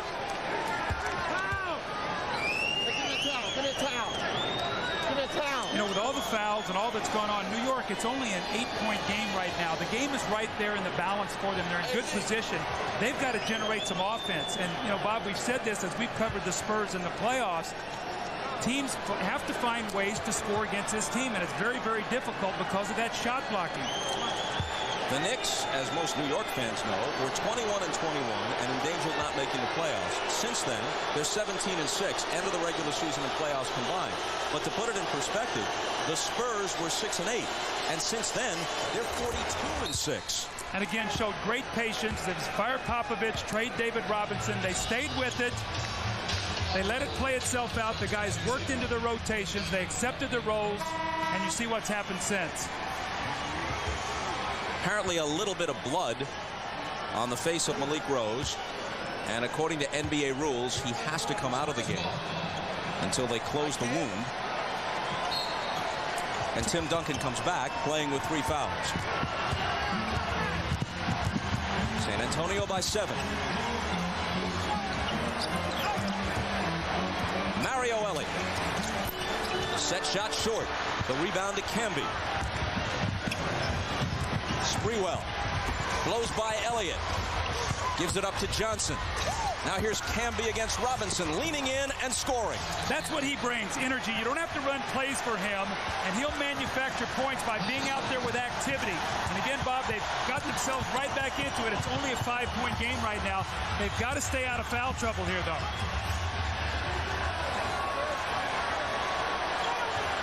Duncan turns to face the basket against Johnson.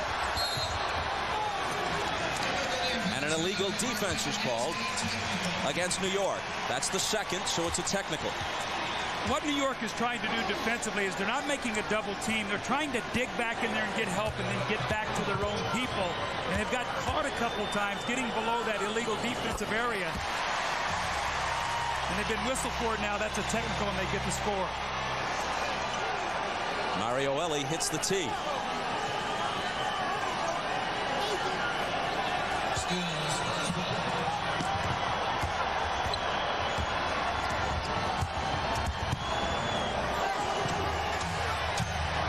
Tim Duncan Ward coming over to help Johnson. The turnaround is good. They're going to have to give him some help. Larry Johnson has got fouls.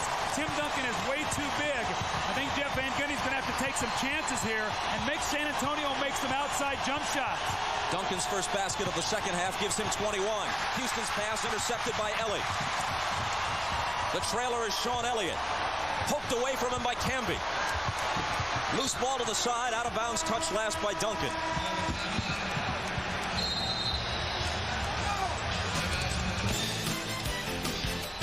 New York needs Marcus Camby. Energy, quickness. He has the size and length to finish around the basket over Duncan and Robinson. He gives him a layup.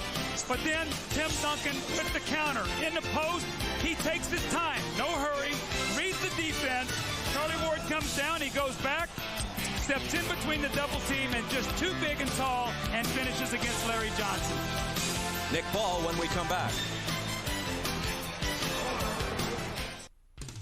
The NBA on NBC is brought to you by Bud Light. For the great taste that won't fill you up and never let you down, make it a Bud Light.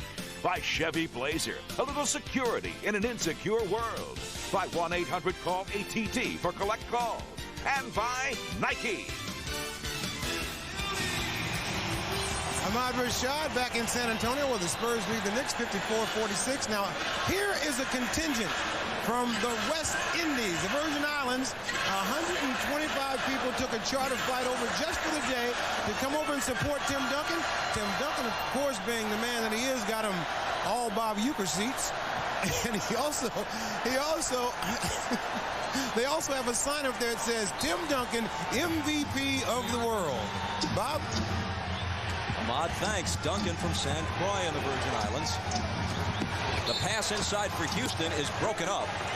It'll still be New York ball. Well, during that timeout, Jim Gray heard Jeff Van Gundy say to Larry Johnson, he's got to get more involved in the offense. They need him to step out on the floor. He can shoot that little medium-range jump shot when David Robinson goes for his shot block. So he's got to be more aggressive. Houston working on Ellie, running one-hander, no good. Rebound off Robinson's hands, but it bounces to Elliott. Spurs by 8 and with the ball.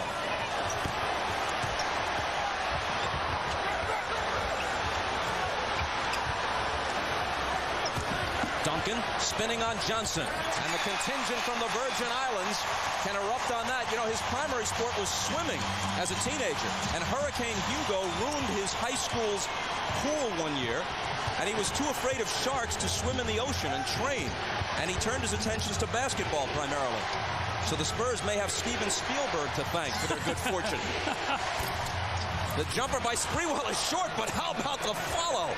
Man, Camby just stuffed it through. Well, that's what we saw against Indiana. And unfortunately for New York in this game, he picked up 3 quick fouls, and he's really been out of it offensively. Maybe he can come to life here. Here's Avery Johnson.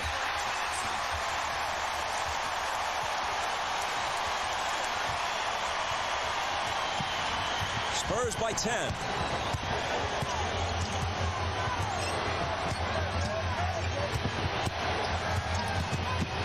Ward got it. Charlie Ward with 7.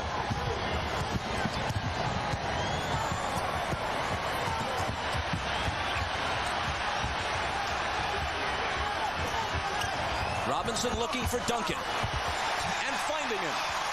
What makes these two guys so great together is they both can pass the ball. David made a great pass away from the defense, and Tim Duncan went up and caught it, brought it down, and finished and scored. Bob, one can go inside, the other outside. They play beautifully together. Duncan's got 25.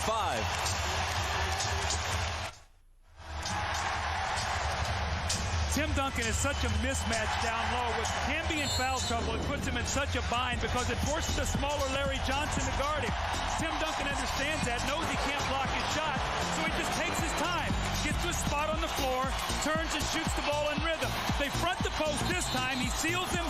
Robinson with a great pass over the top. And Tim Duncan, they've had no answers for in this game. You can see already 25 points tonight. And it seems like the Spurs always pick out that one matchup that is good for them. Tonight it's been Tim Duncan. And how's this assists for efficiency. He has those 25 points on 13 shots. He's 10 for 13. And how cold is New York since the first quarter? Symbolized by Allen Houston, who hit 5 of his first 6. He's 1 for 5 since then. Robinson on Johnson. 5 seconds to shoot. Larry Johnson spinning. Knocked back in his face, recovered by Camby, who beats the shot clock, but comes up empty. Johnson hustling after it, but can't quite come up with it. It's Avery Johnson for San Antonio. Sean Elliott all alone. Got it.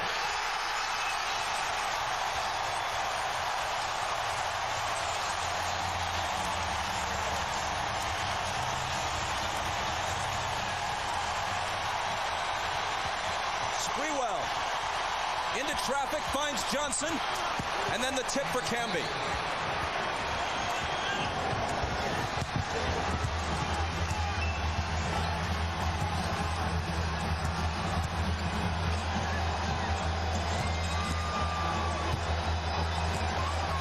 Robinson knocked away from him by Camby. Loose ball scooped up by Houston. Here comes Sprewell. Around Elliott, lays it in.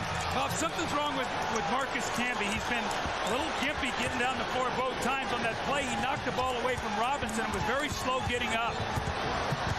Meanwhile, Sprewell on the dribble can move as fast as most people can run flat out. Duncan had it knocked away. It's still San Antonio ball. 5 on the shot clock. Marcus Camby holding his side there. I don't know if he got kicked in the leg or got the breath knocked out of him, but boy, he's got to hang in there, Bob. He's come to life in this quarter and given them some baskets around the rim, something they've desperately needed. Here's Jaren Jackson, 2 seconds to shoot. Jackson does, and the Spurs have now made their last 6 shots from the field as they begin to pull away. So they had no outside shooting in the first half. It was all post-up Duncan Robinson. Now the outside guys are starting to get free.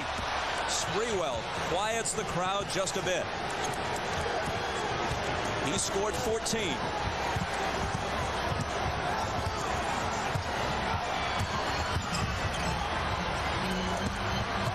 Robinson into the corner for Elliott. He hits the 3. Inside, outside. From virtually the same spot where he hit the back-breaking 3 against the Trailblazers in Game 2 of the conference finals. Sprewell has it squared away. Robinson grabs it. Avery Johnson, a blind pass for Jaren Jackson, but they lose it. Here's Houston. A pull-up jumper is good. Well, Allen Houston answers there, and that's uncharacteristic of Avery Johnson. Very rarely do you ever see him try to make a spectacular play, and that time it cost him.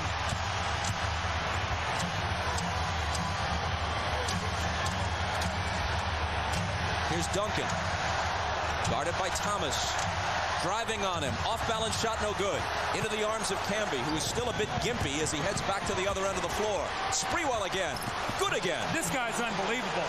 He's got more energy. He can't wait to get the ball in his hands. Do you think he's fazed by any of this? I know he's not tired. He can't wait to get it again.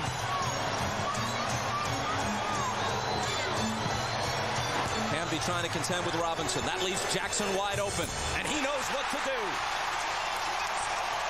You know, that's why Jeff Van Gundy didn't want to double team the post. His guys are in foul trouble. Now he's got to give them help. Now you're turning loose the shooters. Sprewell can't answer this time. Line drive rebound to Sean Elliott. After a pair of 3s, they lead by 10. Last minute of the 3rd. Robinson into the paint and a whistle.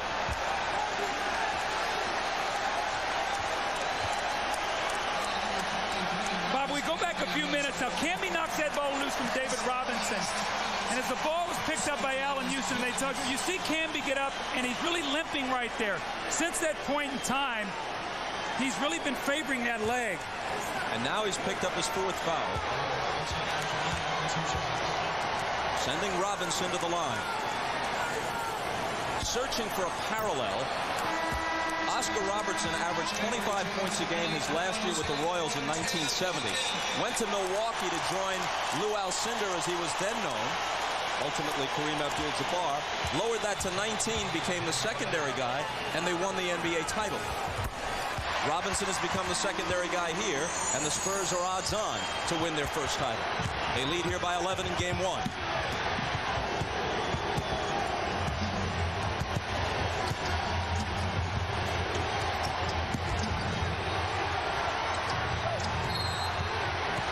A whistle, illegal defense. Let's check with Jim Gray. All right, thanks, Bob. Mike Saunders right now is wrapping the left knee of Marcus Camby. It's a contusion that he suffered on his knee. Don't know right now his status. Camby indicated when he came back to the bench that it was bothering him, that he wanted to continue later in the game. We'll find out more and pass it on. Bob. Thanks, Jim. Both teams have now been hit with 2 illegal defense calls. Houston swishes the technical foul shot. New York ball. They trail by 10. 35 seconds on the game clock. Can they get a quick shot, a 2 for 1? If they get a couple scores here, Bob, get this under 10, they're still in the ball game. Houston for 3. It rattles in and out. Would have been a big one. Rebound tapped to the side. Sprewell saves it to Johnson. Wow, what a play. Here's Kurt Thomas inside from Ward. Great hustle that time by New York, and then Kurt Thomas used his body nicely to go away from David Robinson to get that basket. And with all this said and done, now it's an 8-point game. New York hanging in there. Foul to give for the Knicks here if they choose to. Jaren Jackson out of the corner to Steve Kerr. Up top, Sean Elliott. Here's the Admiral. Partially blocked and out of bounds with 2.9 seconds on the clock. Now, the reason they're not getting under the basket, he said it went behind the backboard and hit the support, so they'll get it sideline out of bounds. He said, Bob, 2.9. They've got to get a quick shot.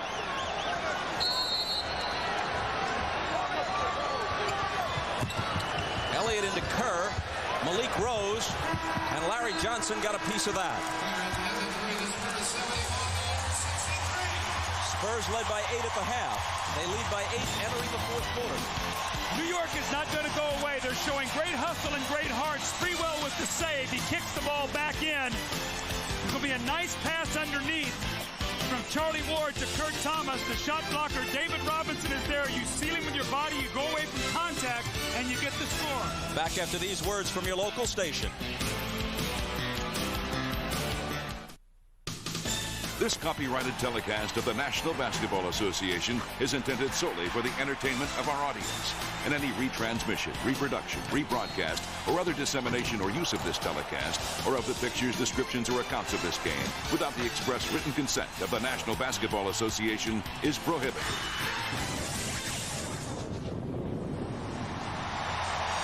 New York down by 8 as we go into the fourth, and we spoke to Jeff Van Gundy yesterday. He said, we know there are 5 things we can control. And these are the 5 things. Fast break points, the Knicks are +5. Second chance points, none for the Spurs. They're winning the battle of the bench. 3-point shooting basically even. The difference really has been the fouls and the free throws. So New York is in pretty good shape right now, Bob. Down 8, and they had a 26-point third quarter, so their offense is back on track right now. Jaren Jackson with it, but not for long. Kurt Thomas cuts in front of Tim Duncan for the steal.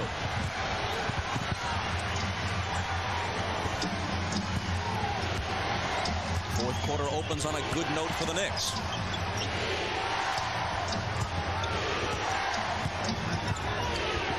Sprewell cross court to Larry Johnson.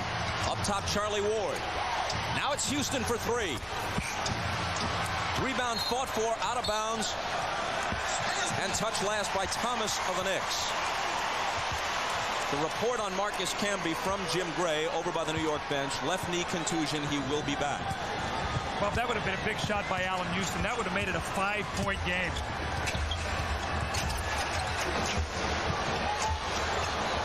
Steve Kerr lobbing for Duncan. 2 defenders on him.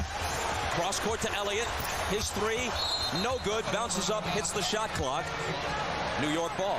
I expect New York to be much more aggressive defensively in the double teams in this fourth quarter. It might be that they were saving their double teams to get into the fourth quarter to force them to shoot the ball from the perimeter. You saw the quick double team that time.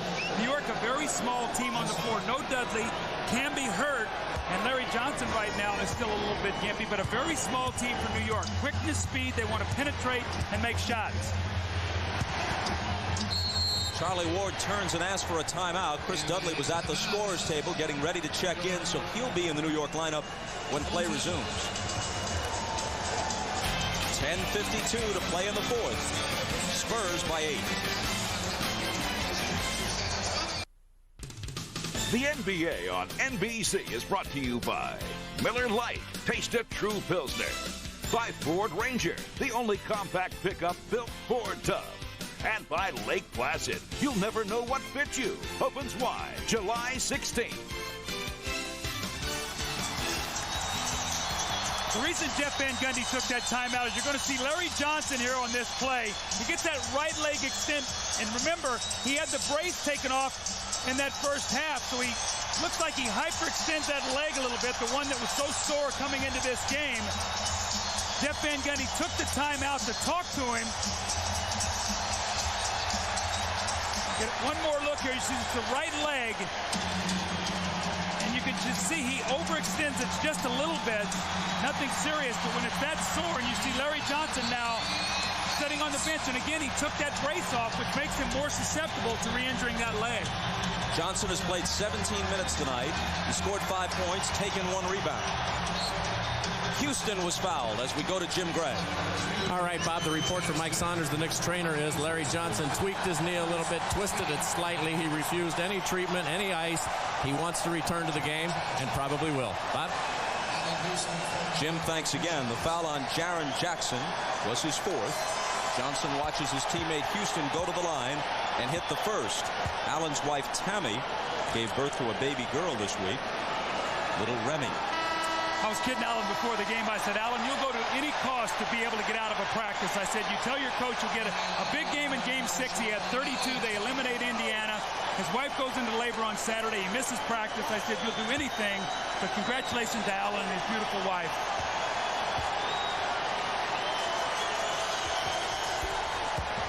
And he brings them to within 6.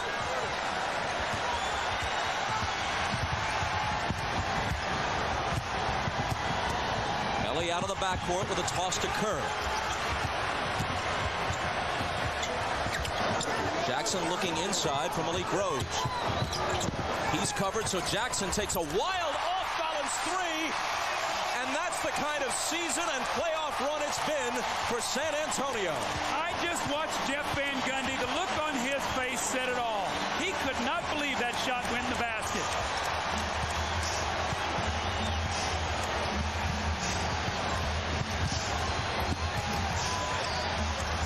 Six on the shot clock. Childs holding it. They've got to get something away. It's Childs over Kerr. And the rebound taken by Ellie. Bob, that could be a critical play as New York tries to get back into this game. They score here, and it goes from 6 to 11 very quickly to thwart that rally. Jaren Jackson drives around Sprewell and loses it.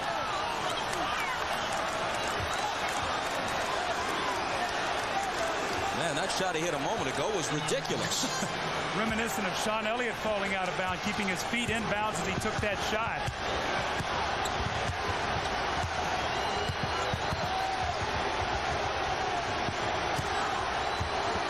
Here's Allen Houston spinning. Left hand. Missed it badly. Rebound to Duncan. Mario Ellie on the wing to Jackson. His 3 is short. Ellie trying to save it, but into the hands of Sprewell. Trailing the play is Childs, and he connects. You know, Sprewell is one of those guys you play with. He's bringing so much energy. He almost drags you along with him. If you're going to play, you better run. You're pulled in on his vapor trail. Absolutely. He just drags you along. Steve Kerr out high. Into the lane. His shot is blocked. Camby got a hand on it. It squirts out of bounds, and the Knicks will have it. Greg Popovich trusts his bench here. In the fourth quarter, he has 3 reserves in: Jackson, Ellie, and Kerr. Well, he's going to come back with David Robinson right now. He does not want any more to be whittled off this lead. It's a 7-point game right now, so he'll come back in. David Robinson for Rose. I misspoke. Jackson, Rose, and Kerr. Ellie, of course, one of their starters. David cannot get in. He was not at the scorer's table, so he'll have to wait a possession. Let's see if New York can take advantage of that, maybe get to the basket.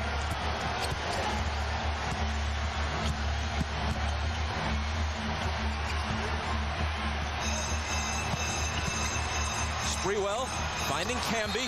Little touch pass over to Thomas, and a foul. That's 4 on Malik Rose. You see more teams doing this now. Out of the double team, Bob, they cut a man right to the basket, and they just sort of lob the ball up. He goes and gets it, and he's either a passer or he drops that ball off. This time he got the foul. Misses the first tonight. When the ball game is over, the late night action begins. First, the Tonight Show with Jay Leno. Among the guests, Dennis Rodman. Then it's Late Night with Conan O'Brien. Conan has ER's Noah Weiler. The Tonight Show and Late Night with Conan O'Brien coming up on NBC.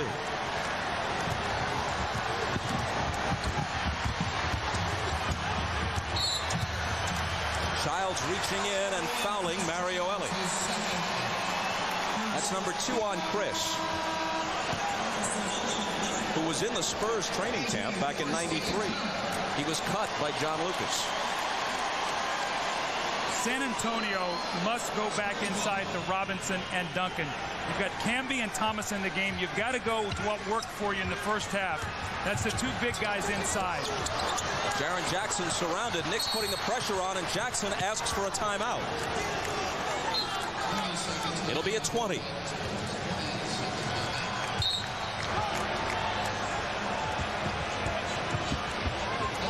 Well, they first signaled for a 20. It turns into a full timeout. You know what we do then. Please watch these commercial messages. Well, Jaren Jackson has done a nice job off the bench tonight for the Spurs. Hit some timely shots.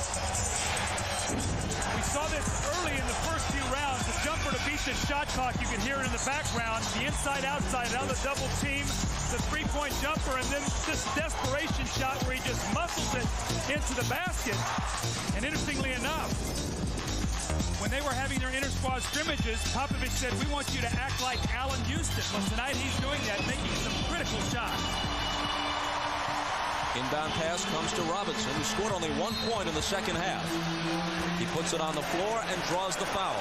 Now, the Knicks game plan has been, during the playoffs, stick around, especially on the road, and let's see if we can win this game at the end. They're there. It's a 6-point game. More importantly, Bob, after 20 first-half free throws for San Antonio, only 3 in the second half. The Knicks have kept them off the foul line. Camby just picked up his 5th. He sits. Johnson comes back in. Tim Duncan gives it up to Jackson. Jaren Jackson. Right on time. Man.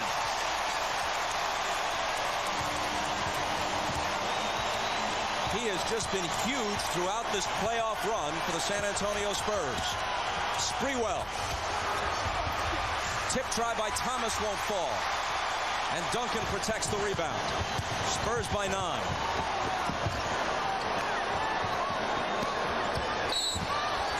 And as Jackson tries to find Robinson inside, Larry Johnson was holding the Admiral. The reason Jaren Jackson is getting so open is because Duncan and Robinson are creating so many opportunities. This time the dribble penetration and the kick. That was your 7-1 center, dribble penetrating and finding a shooter in the corner. 4 fouls on Johnson. Duncan open. Short from 20. Rebound snatched down by Sprewell. He weaves his way into the front court. Finds Chris Childs. The bounce back inside to Sprewell. Now Larry Johnson. Off the glass, no good.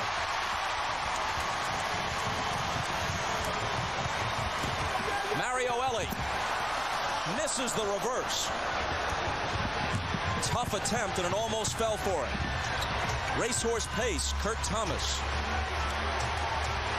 Robinson cuts him off. He turns and tries the jumper over him, and a foul on the play. It'll be number 3 on Robinson. Foul trouble is still a big story right now when you look at about 7:04 to go in this ball game. David Robinson picks up his 3rd. But you see Camby with 5, Johnson with 4, Dudley and Houston with 3, Jackson and Rose with 4, both those guys off the bench. Duncan and Robinson still in good shape with only 3. Sprewell's jumper is off. Robinson has the rebound.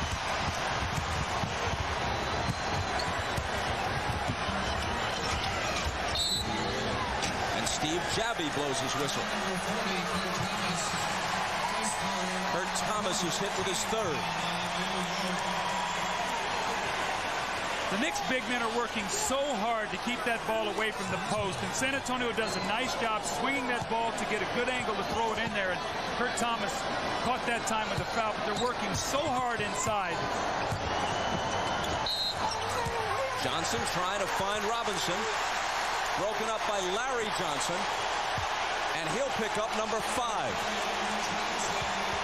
You tell your guys, play defense before the guy catches the ball. And you see Larry Johnson this time working hard. Little touch foul there over the top. More importantly, that will be the team 5th. So San Antonio will shoot free throws the rest of the game. And now Larry Johnson has 5 fouls. See, the problem you have with this is when you have to play Dudley in the 4th quarter, he's a poor free throw shooter. But more importantly, Bob, he's not a threat to make a shot out on the floor. So now San Antonio's big men can really gamble on Sprewell and Houston. But Van Gundy's hand has been forced.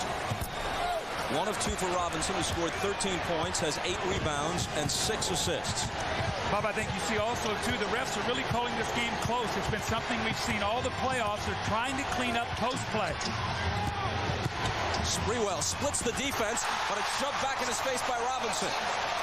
Thomas keeps it alive. Sprewell tries it again. And Robinson comes away with it. Chris Childs breaks it up, stepping in front of Avery Johnson. His pass deflected out of bounds by Jaren Jackson. New York ball. David Robinson is playing Dudley, so he can come over and give help. That's what I talked about when you're playing 4-on-5 offensively right now. Dudley's got to get to that offensive board because he's not a primary player. Maybe get a tip in. The Knicks, trailing by 10, have shot 1 for 9 so far in the 4th. Both of these teams are such terrific defensive teams. The Spurs do it with shot blocking. Allen Houston in the lane to Sprewell. Tries to slither through and lost it. See, if Larry Johnson or Camby are in the game, you can kick out and maybe make a shot. Both Kurt Thomas and Dudley are thinking rebound. There's no spacing there to make a pass. Sprewell, Houston have no place to go right now in the offense.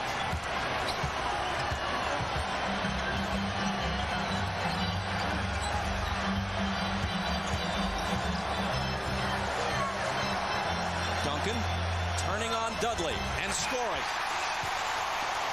27 for Tim Duncan. He is so good.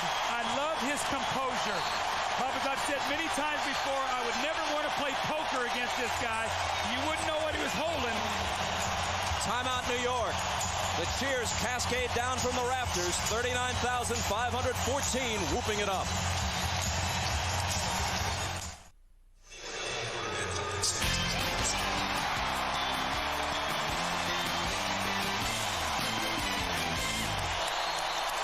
San Antonio leads by 12, 5:24 to go. And Bob, what's happened to me in this game is San Antonio got off to a little slow start. New York jumped on them.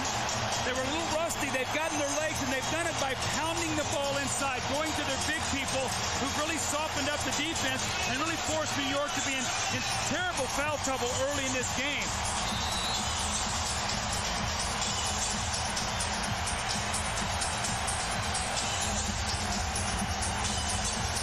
Here's Childs around the Johnson screen. Now returns it to Larry. 10 on the shot clock. Here's Allen Houston. Robinson comes over and blocks it. Into the hands of Duncan. Avery Johnson on the wing to Mario Elie. Slings it to the corner for Jaren Jackson. And they'll set it back up. Inside 5 minutes to play in the 4th. Duncan. He's got 29. Just no answer. They don't have any size. They've got to go to a smaller team. They've got to have some offense on the floor. But Larry Johnson has got to look for that jump shot, Bob. It looks like he's had a couple threes, and he just hasn't felt comfortable taking them. Spurs by 14, the game's biggest lead.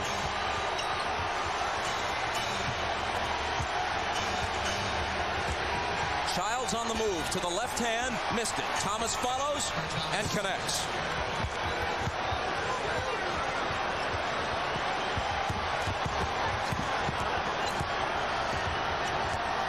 Spurs looking to win their 11th consecutive playoff game. That would tie the record held by the '89 Lakers. Duncan's jumper is short. Rebound is taken by Kurt Thomas. Sprewell penetrates. Just exploding to the hoop, but it rolls off the lip of the rim. Tough break that time by Sprewell. Just, as you said, just speeded to the rim. Just got a tough roll there. Avery Johnson and a whistle. Before the shot, no basket.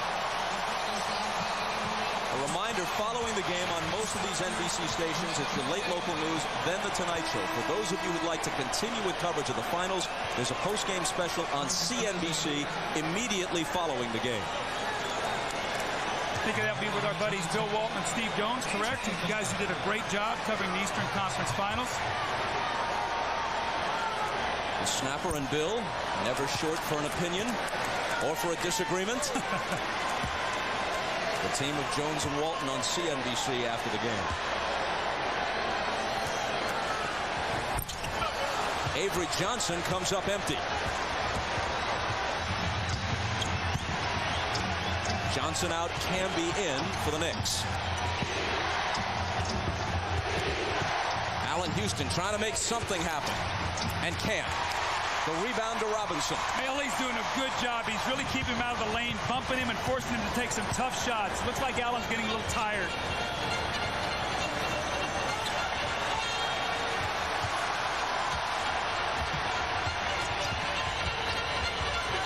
Ellie playing a two-man game with Duncan, who takes it to the hoop. Doesn't get the roll, but the tip is credited to Duncan, and now he has 31. 31 for Tim Duncan. Exactly 3 minutes to play. Knicks down 14. Their run of Game 1 victories on the road about to end.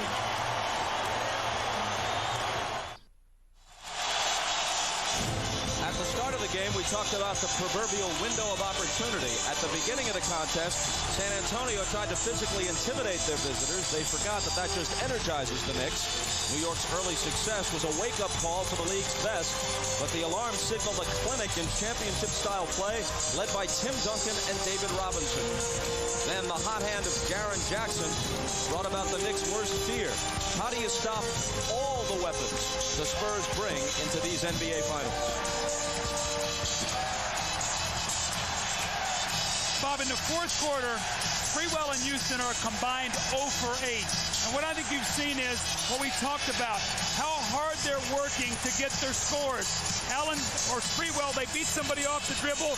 They run into either Duncan or Robinson. They have to work so hard for their shots. They're just wearing down right now. New York trailed by 8 at the start of the quarter. Here's Childs. It would have been a 2. It's no good. Thomas clears it, gives them another try. New York is now 2 for 15 in this quarter, and they've scored but 7 points. Make it 9 as Thomas swishes one off the baseline. But they still trail by a dozen. Jaren Jackson. Now David Robinson. He has it back. Jackson fires a 3 and puts the Knicks away. You got to pick your poison. Do you take it away from the big guys? If you do, the Spurs have come up with timely shooting all throughout the playoffs. Tonight, once again, it's Jaren Jackson playing instead of Sean Elliott in the fourth quarter. Sprewell answers with a 3, but too little, too late. Perhaps appropriate that tonight it's the former ABA team who has hit the majority of the threes. Spurs have 6 of them. Sprewell's was just New York's second.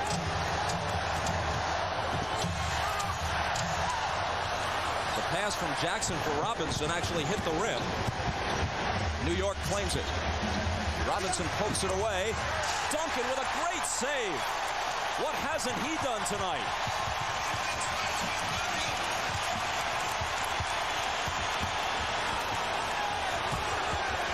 Duncan had it stripped, but there was a foul.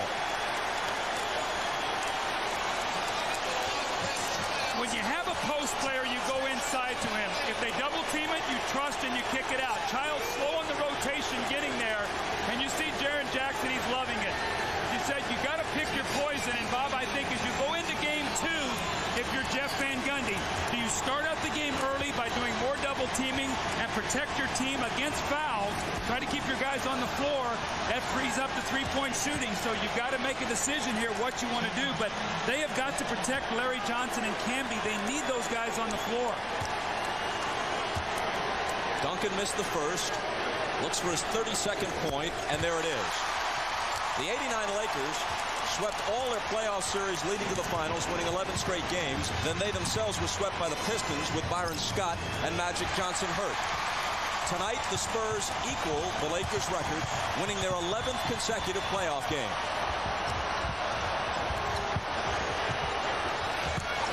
Duncan knocked away, and another trip to the foul line. Another reminder, right after the game, on most of these NBC stations, it's your late local news, then The Tonight Show. But for those of you who want more basketball, switch over to CNBC on cable. There'll be a full post-game report. Isaiah Thomas, Peter Vesey, Hannah Storm, the always enjoyable team of Snapper Jones and Bill Walton, interviews with players and coaches. That's immediately following the game on CNBC.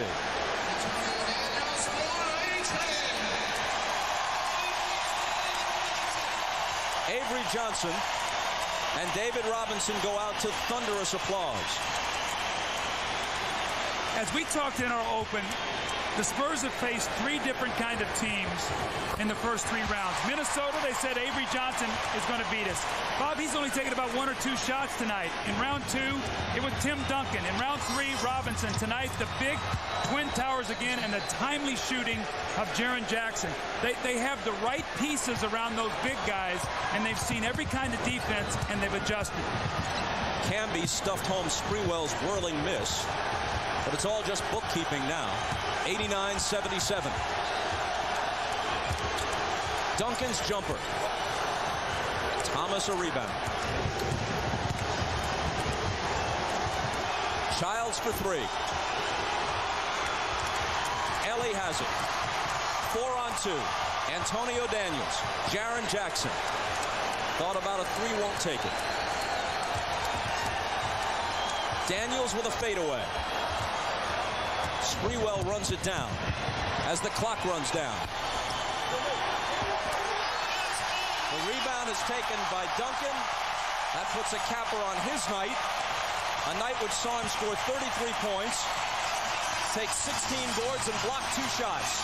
Game 1 to the Spurs. 27-point first quarter, 50 points thereafter. The thing you talk about, how do you score against the Spurs? Portland only 76 a game. Tonight, New York 77. Once again, the Spurs defense and the Twin Towers. And we go to Ahmad Rashad. All right, thanks, Bob. Tim, you can tell the time off. You guys are a little bit rusty at the start of the game, but started to get in the flows towards the end of the second quarter. Yeah, we knew we'd come out a little rusty and we'd have a little time to get into it, but we know we play 48 minutes, play all the way through, and we just got back into it. In the first half, not many outside shots. In the second half, you started to open up. What opened it up for you, Jaren? We finally got into some rhythm. I was able to start hitting my shots. I hit a tough one in the corner, but I got into a little rhythm. Tim was feeding me outside the post, and we just played a solid game tonight. All right, confidence-wise, what's this win do for you? Oh, it feels great to get this first one, knowing that we had those 10, 11 days off, and to come back here and play as well as we did down the stretch. It's great for us, and we know we can play better. And you played great for those fans up there that came in from your home. Yeah, great. It was great to have them here. It's just an awesome feeling. All right, thank you. Congratulations, guys. Let's go over to Jim Gray. All right, thank you very much, Ahmad. I'm here with Avery Johnson. Avery, it seemed as though you guys were a little rusty when you came out. Did it take a while for you guys to find your legs in your game? Yes, Jim. I know I was tired the whole game, but but it's finals, and I just thank the Lord Jesus for this opportunity. We fought through the rust, and we had to get this game behind us. Tim Duncan continues to amaze all the people who really haven't had an opportunity to see him this year. What did Tim do in these 10 days off to get himself all prepared and to come out with this type of performance? Tim didn't like the way he started off against the Trailblazers, so he really worked hard during this break, harder than he did the last time. And I saw it in his eyes before the game, so I said, big fella, we gonna come to you the whole game. You can keep this up?